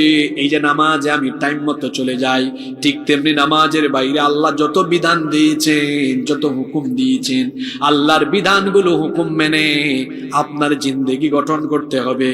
আপনার জিন্দেগি আল্লাহর বিধান মতো হোক, এই শিক্ষা নামাজের ভেতরে আমাদেরকে দিয়েছেন কে? আরো জোরে বলেন কে? নাম্বার 6 নম্বর, নামাজের 6 নম্বর শিক্ষা হলো নামাজ আমাদেরকে পর্দার শিক্ষা দেয়। নামাজ আমাদেরকে কিসের শিক্ষা দেয়? ওই যে একটু আগে আমার পেছন থেকে কোনো একজন বললেন সতর ঢাকা। নামাজে সতর ঢাকা নফল না ফরজ? জোরে বলতে হবে। নামাজে দেখা যায় একজন মহিলা পর্দা করছে, কিন্তু এই মহিলা, অনেক নামাজি মহিলাও আছে, যখন নামাজ শেষ করে বাড়ি থেকে বের হয় বেপর্দা হয়ে বের হয়। আবার অনেক নামাজি ভাইও আছে, এরা নামাজে আসে 5 ওয়াক্ত নামাজ পড়ে, কিন্তু তার ঘরের বউকে, তার ঘরের নারীদেরকে বেপর্দায় রেখে দেয়। এমন আছে না নাই? এখন তো বহু পুরুষ ব্যক্তি এমন আছে, এরা পুরুষ নামের কলঙ্ক। এখন অনেকে বউকে দিয়ে ব্যবসা করে, ফেসবুকে ইউটিউবে তারা কাপল ব্লগের ভিডিও বানায়। এটা চাচারা জানবেন না, যুবকরা বুঝে। যেই সকল ছেলেরা, যেই সকল পুরুষরা বউ দিয়ে ব্যবসা করে, এরা পুরুষ নয়, এরা হলো পুরুষ নামের কলঙ্ক। যে ব্যক্তি তার ঘরের নারীদেরকে পর্দায় রাখে না, এর পরিচয় হলো দাইয়ুস। দাইয়ুস কখনো আল্লাহর জান্নাতে যেতে পারবে? দাইয়ুস হওয়ার থেকে আপনাকে সেফ রাখতে হবে। একজন নারী বেপর্দা থাকার পেছনে 4 জন পুরুষ দায়ী। জোরে বলেন কয়জন? দেখেন তো এই 4 শ্রেণীর বাইরে আপনি আছেন কিনা। এক হলো স্বামী, স্বামীর গাফলতির কারণে স্ত্রী বেপর্দায় চলে যায়। 2 হলো পিতা, বাবার গাফলতির কারণে মেয়ে বেপর্দা হয়ে যায়। 3 হলো বড় ভাই, বড় ভাইয়ের গাফলতির কারণে ওই ঘরের বোন বেপর্দা হয়ে যায়। 4 হলো বড় ছেলে, বড় ছেলের গাফলতির কারণে সেই ঘরের নারীরা বেপর্দা হয়ে যেতে পারে। আমি, আপনি, আমরা সবাই এই 4 ক্যাটাগরির বাহিরে না ভিতরে? কথা বলেন না কেন? তাহলে ঘরের নারীদেরকে পর্দায় রাখবেন তো? নাম্বার 7, নামাজের 7 নম্বর শিক্ষা হলো নামাজ আমাদেরকে ডিসিপ্লিন শেখায়, শৃঙ্খলা শেখায়। এই যে এখানে বসে আছেন, এক একজন এক এক দিকে, কিন্তু এখানে যদি নামাজের জামাত করা হয়, একামতের পরে কি এরকম থাকবে না সবাই লাইন ধরে দাঁড়ায় যাবে? কত সুন্দর দৃশ্য। আমাদের দেশে আমল নাই, হুজুররা এটা বলেন না। কিছু কিছু মসজিদে বাংলায় বলেন কাতার সোজা করুন, মোবাইল বন্ধ রাখুন। কিন্তু নবীজি কি করতেন? ইকামতের পরে মুসল্লিদের দিকে মুখ ফিরিয়ে বলতেন, ইস্তাউ ইস্তাউ আকিমু সুফুফাকুম ওয়াতাদিলু, আকিমু সুফুফাকুম ওয়া তারাসু ওয়া সুদ্দুল খালাল ফাইন্না তাসওয়িয়াতাস সুফুফি মিন তামামিস সালাহ। বিনয়ী হও, কাঁধে কাঁধ লাগাও, কাতার সোজা করো। ইমাম সাহেব মুসল্লিদেরকে বলছেন, সবাই লাইন ধরে দাঁড়িয়ে গেল। সুবহানাল্লাহ। এই ডিসিপ্লিন নামাজে আছে। আর বাঙালি এত খারাপ, কোথাও ডিসিপ্লিন নাই। রাস্তায় যান, মোটর সাইকেল, বাস ওভারটেক করতে চায়, প্রাইভেট কার ওভারটেক করতে চায়। সে জানে না তার 2 চাক্কার এই হালকা গাড়িকে 4 চাক্কার বাস, 6 চাক্কার বাস একটু ঠেলা মারলে ধান খেতে গিয়ে পড়বে। আমি বলি কি, যার মরণের খায়েশ জাগে সে এরকম করে। আমি কি কথা ভুল বলেছি? জয়পুরহাট হাইওয়ে আছে না, এখানে দেখবেন মাঝে মাঝে এমন কিছু পুলাপাইন পাওয়া যায়, ভুম ভুম ভুম ভুম, পাগলা। এর আমি পাগলা বললাম এই কারণে, মোটর সাইকেল অ্যাক্সিডেন্ট বড় মারাত্মক। বেঁচে থাকলে পঙ্গু, আর মরলে হাত একদিকে, পা একদিকে, মগজ একদিকে, শরীর আর একদিকে। কথা কি ভুল বললাম? ডিসিপ্লিন নাই। রিক্সাওয়ালা সিএনজি কে ওভারটেক করে, রিক্সার লাইন একদিকে, রিক্সা উঠে যায় প্রাইভেট কারের লাইনে, ট্রাকের লাইন একদিকে, ট্রাক চলে যায় বাসের লাইনে। বিশৃঙ্খলা আছে না নাই? কোথাও বলা হলো লাইন ধরে দাঁড়ান, লাইন বাঁকা করে দেয়। এত বিশৃঙ্খলা এই দেশে।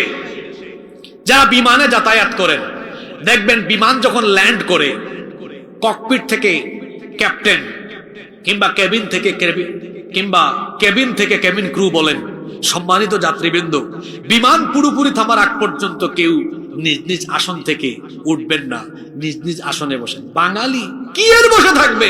খালি ল্যান্ড করতে দেরি হয়েছে, একদম সিট বেল্ট খুলে লাগেজটা টানাটানি করে বের হওয়ার জন্য তারা পাগল হয়ে যায়। দিকে দিকে বিশৃঙ্খলা। কোথাও যদি বলা হয় ভাই একটু লাইন ধরে দাঁড়ান, তেমন একটা আরেকটারে খালি খুসায়। লাইন ধরে দাঁড়াইছে, এমন শয়তানি করে ভাই ওই দেখেন, ওরে ওইদিকে তাকাইয়া ও আরো 3 জনের আগে যায়। আপনাদেরকে হাসানোর জন্য বলছি না, এই বিশৃঙ্খলাগুলো চতুর্দিকে আছে না নাই? মাহফিলেও তো যদি বলি তাকান, শুনেন, ও একবার ডানে তাকায়, একবার বামে তাকায়, কোন শৃঙ্খলা নাই। ফোন রিসিভ করে, আমাদেরও তো ফোন আছে, এই 1.5 ঘন্টা আলোচনা চলছে, ফোনের দিকে তাকাবো না, অন্য কোনো দিকে মনোযোগী হবো না। আমি যখন যে কাজ করব শুধু আমার মনোযোগ ওই কাজে থাকবে, আমার কনসেন্ট্রেশন শুধু ওই কাজে থাকবে। এক মহিলা রান্না করছে, রান্না করার সময় মনোযোগ যদি রান্নার বাইরে অন্য কোথাও দেয়, ওই দিন তরকারির অবস্থা খারাপ। মাহফিলেও কোনো বক্তা যদি আলোচনার সময় মনোযোগ অন্যদিকে দেয়, কোন শ্রোতা যদি আলোচনা শোনার সময় মনোযোগ অন্যদিকে দেয়, বক্তাও শেষ, শ্রোতাও। এক নানা বাড়ি গিয়েছে, নাতি জিজ্ঞেস করেছে পরের দিন, নানা কালকে না সারা রাত ওয়াজ শুনছো, কি শুনছো? আর বলিস না, হুজুর চিৎকার মারে। তাই হুজুর কি বলেছে? কয় ফাটাই ফেলছে ওয়াজ করে। কয় কি ফাটাইলো? আরে এত সুন্দর গলা, এত সুন্দর করে বলেছে। কয় বুঝলাম তো, কি বলছে বলেন। নাতি সারা রাতই শুনছি, কি শুনছি এখন কিচ্ছু মনে নাই। এরকম শ্রোতার সংখ্যা বাংলাদেশে অনেক। দেখি তো জয়পুরহাট কেমন। আমি 7টা পয়েন্ট বললাম, কারা কয়টা মনে রাখলো? 1 নাম্বার, নামাজ আমাদেরকে কিসের শিক্ষা দেয়? এই ভাই একদম সামনে বসেছে, ক্লাসের ভালো ছাত্রের নোট করে ফেলছে, মাশাআল্লাহ, শুকর আল্লাহ, জাযাকাল্লাহু খাইর। 2 নাম্বার, নামাজ আমাদেরকে ঐক্যের শিক্ষা দেয়। 3 নাম্বার, এত সোজা লাগে না, এরকম 2-3 জন হইলেই হয়, এনাফ, যথেষ্ট। 3 নাম্বার, নামাজ আমাদেরকে সাম্যের শিক্ষা, বৈষম্যহীন সমাজ গঠনের শিক্ষা দেয়। 4 নাম্বার, সময়ানুবর্তিতা শেখায়। বাকিরা তাকায় আছে, কি কয়, মনোযোগ তো নাই আপনার। কি করছেন এই সময়গুলা? নষ্ট করলেন সময়গুলা, ফালতু নষ্ট করলেন সময়, বলতে পারেন না। 5 নাম্বার, আনুগত্য বন্দেগীর শিক্ষা দেয়। তারপর 6 নাম্বার, পর্দার শিক্ষা দেয়। 7 নাম্বার, ডিসিপ্লিন শেখায়। 10 মিনিট 12 মিনিট থাকবেন তো? নাম্বার 8 নাম্বার, নামাজ আমাদেরকে সঠিক নেতা নির্বাচনের পদ্ধতি শিক্ষা দেয়। এক নামাজে কত কিছু দেখছেন। কুরআন তেলাওয়াত সহি না, নামাজ আদায়ের নিয়ম কানুন জানে না, এরকম অযোগ্য অপদার্থ কোন ব্যক্তিকে কি এই গ্রামের মানুষ নামাজের ইমাম বানাবে? এত আসতে বললেন, বানাবেন? তাহলে বোঝা গেল আমরা সবাই এই জায়গায় সচেতন। নামাজের ইমাম বানানোর ক্ষেত্রে যেরকম সচেতনতা অবলম্বন করবেন, মসজিদের বাহিরে সমাজ এবং রাষ্ট্র যারা পরিচালনা করবে সেই জায়গার নেতাগুলো বাছাই করার সময়ও সঠিকভাবে বাছাই করতে হবে। যেভাবে নামাজে আমরা অযোগ্য অপদার্থ কোনো ব্যক্তিকে ইমাম বানাই না, ঠিক তেমনি নামাজের বাহিরে সমাজে অযোগ্য অপদার্থ, চোর, ডাকাত, সন্ত্রাস, চাঁদাবাজ, লুণ্ঠনকারী কাউকে সমাজ এবং রাষ্ট্রের নেতৃত্বের কোনো আসনে আমরা আসীন করব না। এই শিক্ষা আছে কোথায়? কামটা করছেন কি? নামাজে কিন্তু ইমাম সাহেব রেখে দিয়েছে ফার্স্ট ক্লাস, যে সুন্দর তিলাওয়াত, কি সুন্দর পড়ে। কমিটি কিন্তু খুব সচেতন।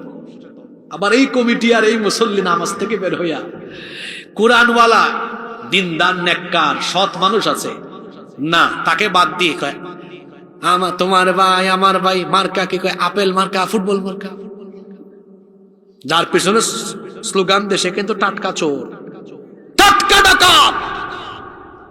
তাহলে বলেন এই মুসল্লি, এই সমাজ ইমাম নির্বাচনে যে সচেতনতা দেখালো, মসজিদের বাহিরে কি তার সমাজের নেতা নির্বাচনে এই সচেতনতা দেখালো? আমি তো বলি 56,000 বর্গ মাইলের বাংলাদেশে কোনো সম্পদের অভাব নাই, আছে শুধু ভালো মানুষের অভাব। প্রিয় জয়পুরহাটবাসী, স্বাধীনতার পর থেকে 2024 54 বছর ধরে আমরা এই বাংলাদেশে বহু নেতা নেত্রী দেখেছি। এরা জনগণের ভাগ্য, মানুষের ভাগ্য বদলানোর কথা বলে ক্ষমতায় যায়, যাওয়ার ফলে দেখা যায় জনগণের ভাগ্য বদলে না, তাদের মোবাইল বদলে যায়, তাদের গেট আপ বদলে যায়, তাদের জুতা বদলে যায়, চেহারা সুরত বদলে যায়, আঙ্গুল ফুলে কলা গাছ হয়ে যায়। মানুষের ভাগ্য আর বদলায় না। মানুষের ভাগ্য বদলাতে হলে চোর, ডাকাত, সন্ত্রাসীর পরিবর্তে কোরআনওয়ালা লোকদেরকে সমাজের প্রত্যেকটি সেক্টরে বসিয়ে দিতে হবে। এই শিক্ষা নামাজের ভেতরে আসে না নাই? জুলাই আগস্টের পরে এখন আপনাদের সকলের প্রত্যয় হওয়া উচিত এইটা, আমরা বাংলাদেশে আগামী দিনে আর অন্য কাউকে দেখতে চাই না, সব দেখা শেষ, বাকি আছে আল কোরআনের। আমরা বাংলাদেশকে কোরআনের বাংলাদেশ হিসাবে দেখতে চাই কি চাই না? আল্লাহ কবুল করেন। নাম্বার 9 নাম্বার, নামাজ আমাদেরকে সঠিক নেতার প্রতি আনুগত্যশীল হতে হয়, এই শিক্ষা দেয়। নেতৃত্ব ঠিক থাকলে সেই নেতার আনুগত্যের শিক্ষা নামাজের ভেতরে আছে না? আচ্ছা, নামাজে ইমাম সাহেব যখন রুকুতে যায়, মুসল্লি কি তখন সাজদায় যায়? যদি বলেন ইমাম সাহেব রুকুতে তো মুসল্লিও রুকুতে, ইমাম সাহেব সাজদাতে তো মুসল্লিও। যদি সমাজ কিংবা রাষ্ট্র কখনো এমন হয় ইসলামপন্থীরা, কোরআনওয়ালারা সমাজ এবং রাষ্ট্রকে নেতৃত্ব দেয়, তাহলে আনুগত্যের ক্ষেত্রে তাদের আনুগত্য করতে হবে, তাদের কথা মেনে চলতে হবে। আল্লাহ শিখিয়েছেন, ইয়া আইয়ুহাল্লাযীনা আমানু আতিউল্লাহা ওয়া আতিউর রাসূল ওয়া উলিল আমরি মিনকুম ইলা আখিরিল আয়াহ। হে ঈমানদাররা, তোমরা আল্লাহ আর রাসূলের আনুগত্য করো। এরপরে বলা হলো আর তোমাদের নেতৃস্থানীয় যারা আছে, অর্থাৎ এখানে আল্লাহ আর রাসূলের আনুগত্য করে এমন নেতা যদি হয় তারও আনুগত্য করতে বলা হয়েছে। নেতার আনুগত্য হয় ততক্ষণ, ওই নেতা আল্লাহ রসুলকে মানে যতক্ষণ। নেতার আনুগত্য ত্যাগ করতে হবে তখন, ওই নেতা আল্লাহ আর রাসূলের আনুগত্য ছেড়ে দেয় যখন। তাহলে এই শিক্ষাটাও নামাজের ভেতরে আছে। নাম্বার 10 নম্বর, নামাজ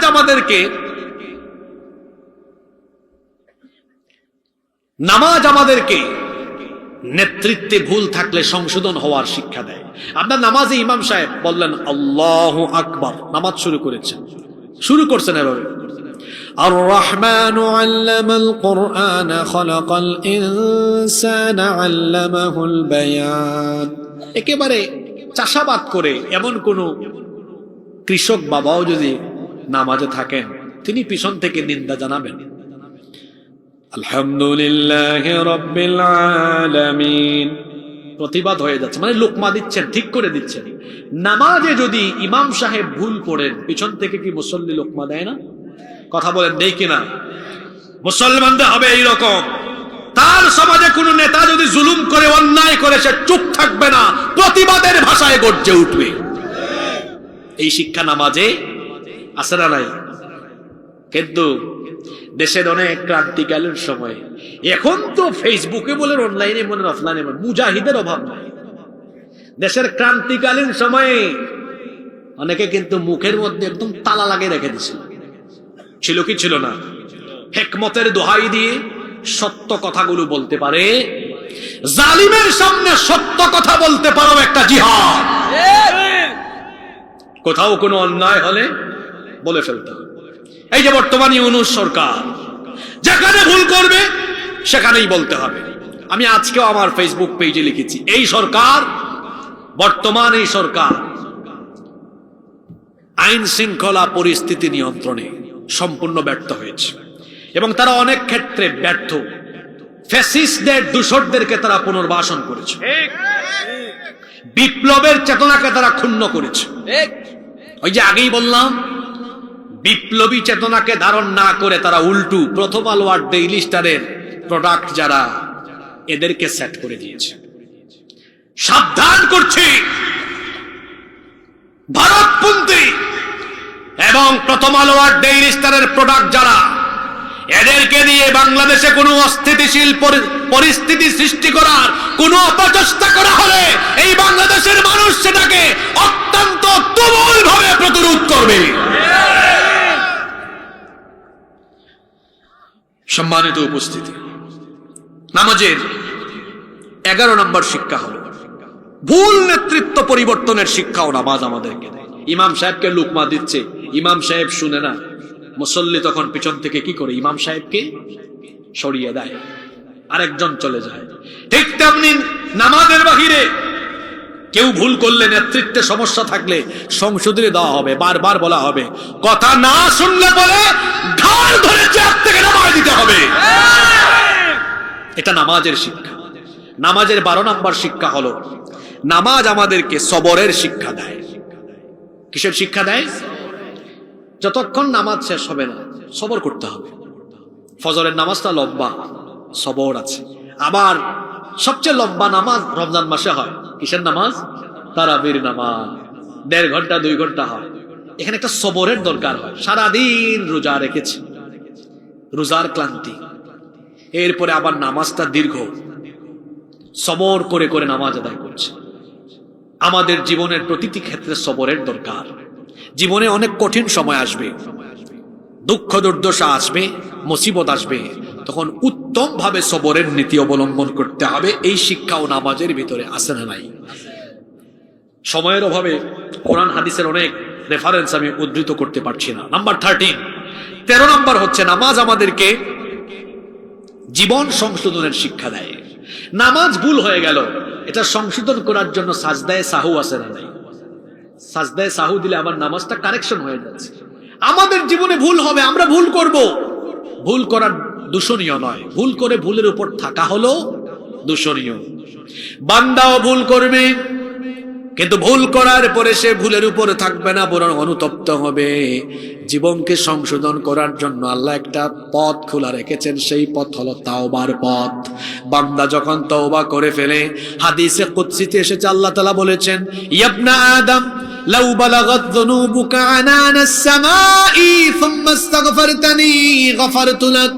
হে আদম সন্তান, তুমি যদি আকাশের উচ্চতা পর্যন্ত গুনাহ করে ফেলো, আকাশ সমপরিমাণ গুনাহ করে যদি আমার রহমতের আশা করে, লজ্জিত হয়ে, অনুতপ্ত হয়ে আমার কাছে তওবা করে ক্ষমা চাও, বান্দারে জেনে রেখো, আমি আল্লাহ আমার আকাশ সমপরিমাণ দয়া নিয়ে হাজির হয়ে তোমার সব গুনাহ আমি মাফ করে দিব। এজন্য জীবন সংশোধনের জন্য একটা আমল শিখাই দিই। আমলটা আপনারা করবেন, প্রত্যেক দিন ইস্তেগফার করবেন, তওবা করবেন। এটা আমার নবীর একটা অন্যতম আমল ছিল। আমার নবী প্রত্যেক দিন ইস্তেগফার করতেন। কতবার? 70 থেকে 100 বার, 70 থেকে, এক হাদিসে এসেছে 70 বার, আর এক হাদিসে এসেছে 100 বার। দুই হাদিসকে সমন্বয় করে আমরা বলতে পারি 70 থেকে 100 বার। জয়পুরহাটের মানুষ, আপনারা বলেন তো দেখি, আমার নবীর জীবনে গুনাহের কোনো ছিটা ফুটা আছে নাকি? আমার নবীর জীবনে কোনো গুনাহ নাই। জন্ম থেকে নিয়ে ওফাত পর্যন্ত, নবুয়তের আগেও মাসুম, নবুয়তের পরেও মাসুম। আমার নবীর জীবনে গুনাহ না থাকা সত্ত্বেও ডেইলি ইস্তেগফার করেছেন 70 থেকে 100 বার। এখন আসেন, আপনার খবর কি? আমি আপনি নবীর উম্মত, আমার আপনার জীবনে গুনাহ আর গুনাহ করে ফেলি আমরা। এখন আমার আপনার জীবনে গুনাহ আছে, প্রশ্ন হলো আমরা প্রত্যেক দিন ইস্তেগফার করি কয়বার? দেখছেন, নবী করেন গুনাহ নাই, নবীর, সেই নবী ইস্তেগফার করেন কয়বার? 70 থেকে 100 বার। আর আমার গুনাহ আর গুনাহ, আমার ইস্তেগফারের কোনো টাইম। খামাখা কথা বলে, অযথাই কথা বলে, সময় নষ্ট করে। জবান হেফাজতের ব্যাপারে কোরআনে অনেক কথা আছে, হাদিসেও অনেক কথা আছে। জবানের হেফাজতকারীরা আল্লাহর নবীর জান্নাতের সুপারিশ পাবে। জবানের হেফাজত করবেন, জবানটাকে কাজে লাগাবেন। সময় পেয়েছেন, আজে বাজে কথা না বলে পড়বেন আস্তাগফিরুল্লাহ, আস্তাগফিরুল্লাহ, আস্তাগফিরুল্লাহ। বলেন আমার সাথে আস্তাগফিরুল্লাহ। খুব ছোট্ট একটি কালিমা, ছোট্ট একটি বাক্য, কিন্তু নবীজি বলেছেন বান্দা যখন অনুতপ্ত হয়ে তাওবার নিয়তেই আস্তাগফিরুল্লাহ বাক্যটি পড়ে নেয়, তার আমলনামায় যদি সমুদ্রের ফেনা পরিমাণ গুনাহ থাকে, আল্লাহ ওই বান্দার সমুদ্রের ফেনা পরিমাণ গুনাহগুলো মাফ করে দিবে। তাহলে প্রত্যেক দিন ইস্তেগফারের আমল করতে রাজি আছেন তো? আল্লাহ তৌফিক দেন, বলেন আমিন। নামাজের 14 নম্বর শিক্ষা হলো, নামাজ আমাদেরকে নিয়ন্ত্রিত জীবনযাপনের শিক্ষা দেয়।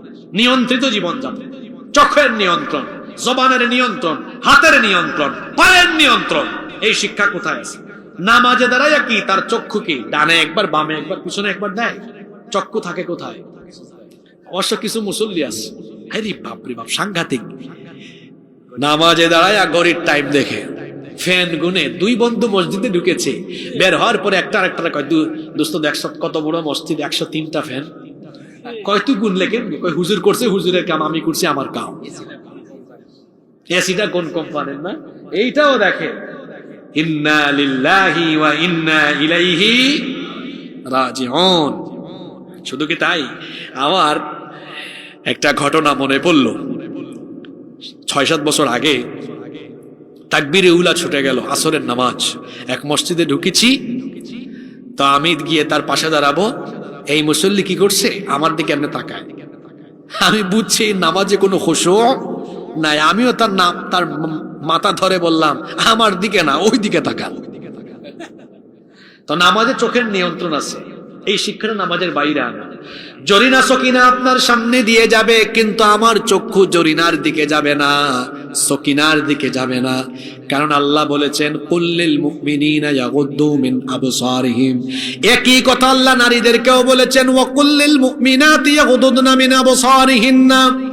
মুমিন পুরুষ পরনারী থেকে তার চক্ষুকে হেফাজত করবে, মুমিনা নারীও তার চক্ষুকে পর পুরুষ থেকে হেফাজত করবে। এই শিক্ষাটা নামাজের ভেতরে আছে।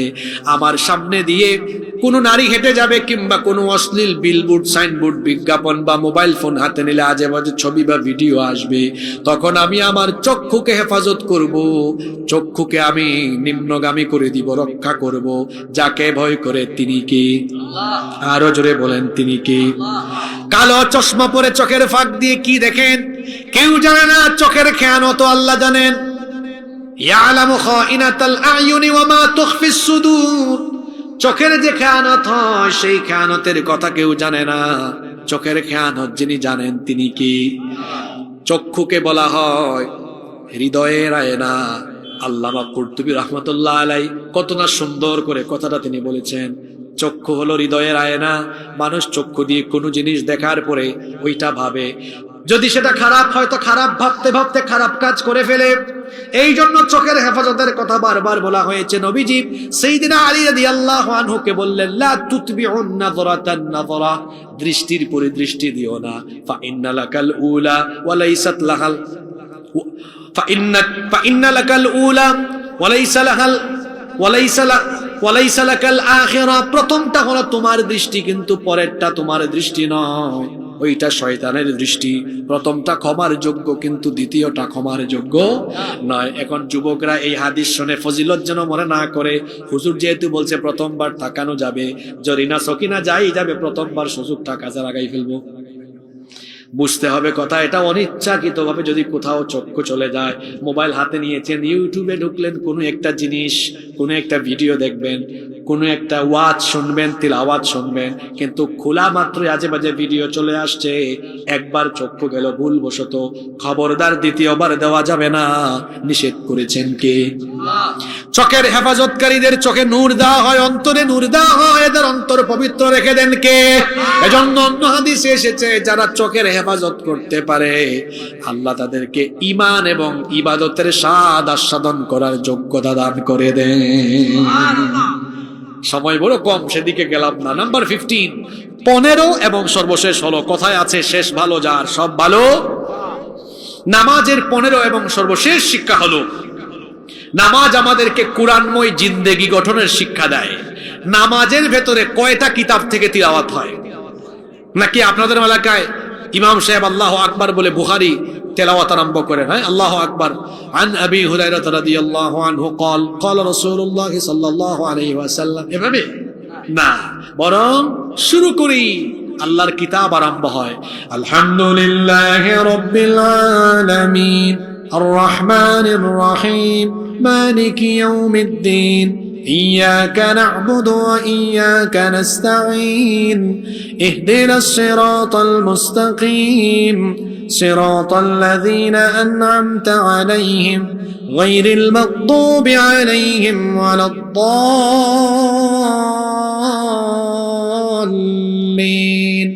কোন কিতাব? কোন কিতাব? কথা বলছেন না কেন? কোরআন। নামাজের শুরু থেকে শেষ পর্যন্ত এক কিতাবের তেলাওয়াত। সেই কিতাব কি? কি শিক্ষা পেলেন? নামাজে যেমন মুসলমান কোরআন তেলাওয়াত করবে, কোরআনই পড়বে, ঠিক তেমনি নামাজের বাহিরে নামাজের বাহিরে মানুষ কোরআনের আইন ছাড়া অন্য কোনো আইন মানবে না, মানুষের আইন মানবে না, বরং নামাজের বাইরে আল্লাহর কোরআনের বিধান প্রতিষ্ঠার জন্য প্রাণান্তকর প্রচেষ্টা, অর্থাৎ জিহাদ ফি সাবিলিল্লাহর কাজে সম্পৃক্ত থাকবে। এটা কিসের শিক্ষা? নামাজের শিক্ষা। কিসের শিক্ষা? আহা, শেষ কথা বলে যায়, আমার রাসূল কি করলেন? মসজিদে নববীতে ইমামতি করলেন, মসজিদে নববীতে নামাজে কোরআন তেলাওয়াত করলেন, মসজিদে নববীতে আহলে সুফা যারা ছিলেন তাদেরকে কোরআনের দর্শ দিলেন, আর মসজিদে নববীর বাহিরে যে রাষ্ট্রের গোড়াপত্তন করলেন, সেই মদিনা রাষ্ট্রটাকেও তিনি কোরআন দিয়ে পরিচালনা করলেন। এটা আল্লাহ রসুলের ইসলাম। আর আমাদের কলিমুদ্দিন সলিমুদ্দিনের ইসলাম কি? কয় ধর্ম আর রাজনীতি সম্পূর্ণ আলাদা। তারে বলেন আউযুবিল্লাহ বিসমিল্লাহ পড়তে, তার আউযুবিল্লাহ বিসমিল্লাহ 20টা ভুল হবে। ও কি বুঝে কোরআন আর কি বুঝে রাজনীতি? যদি রাজনীতি ইসলামের বাহিরে হয়, কোরআনের বাহিরে হয়, তাহলে তারে জিজ্ঞেস করেন, তোর বাপ দাদার আইন দিয়ে কি রসুল 10 বছর মদিনা চালিয়েছেন নাকি? আমার রসুল মদিনা রাষ্ট্র পরিচালনা করেছেন কার আইন দিয়ে? যে আল্লাহর হুকুম মতো নামাজ পরিচালনা হয়, সে আল্লাহর হুকুম মতো সমাজ চলবে, রাষ্ট্র চলবে, এই বিধান কার? আমরা মসজিদ মাদ্রাসায় কোরআন রেখেছি, রাষ্ট্র পরিচালনায় কোরআন বাদ দিয়ে আমরা এখন দেখেন না, কয় আসেন আসেন সংবিধান সংস্কার হবে, আলেমদেরকেও ডাক দেয়, ওই গ্রুপকে ওই গ্রুপের সব দলকে ডাক দেয়। এই সংবিধান সংস্কার হতে হতে 17-18 বার হয়েছে, আরো যে কতবার হয় আল্লাহ জানেন। আর কোরআন 1500 বছর আগে নাজিল হয়েছে, আজ পর্যন্ত সংস্কার বা সংশোধন কত হাজার বার হয়েছে? কথা বলছেন না কেন? একবারও? এটা ফিক্সড সংবিধান, ফিক্সড, চূড়ান্ত, last and final, last and final. Yunus সাহেব যেটা করবেন ওইটা ফাইনাল না, পরবর্তী সরকার এসে আবার হাত দিবে, আজকে বলে গেলাম, এর পরের সরকার এসে আবার হাত দিবে। কিন্তু যদি বাংলাদেশ পরিচালনায় আল্লাহর কিতাবের আইনকে গ্রহণ করা হয়, ব্যক্তির পর ব্যক্তি আসবে, দলের পর দল আসবে, দল পরিবর্তন, ব্যক্তি পরিবর্তন হবে, কিন্তু আল্লাহর আইনের কোনো পরিবর্তন হবে না। তাহলে বোঝা গেল আল্লাহর বিধান ছাড়া শান্তি আসবে না, মুক্তি আসবে। নামাজের এই মোট কয়টা শিক্ষার কথা বলেন, জোরে বলেন। এখন আপনারা বলেন, এই 15টা শিক্ষা যদি নামাজের বাইরে থাকতো, আমাদের সমাজ কিরকম থাকতো? বদলে যেত।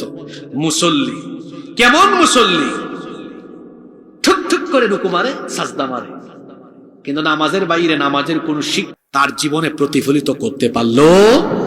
আসেন আজকে আমরা সিদ্ধান্ত নিই।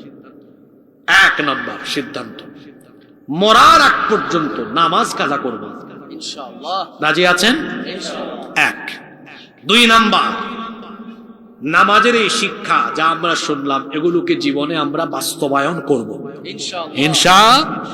3 নাম্বার, আমরা অন্যান্য কোন দল মত, মানব রচিত মতাদর্শ মতবাদের পিছনে আর ছুটবো না। আমরা আল্লাহর জমিনে আল্লাহর দ্বীন বাস্তবায়নের জন্য আমরা সবাই ঐক্যবদ্ধভাবে কাজ করব ইনশাআল্লাহ, ইনশাআল্লাহ।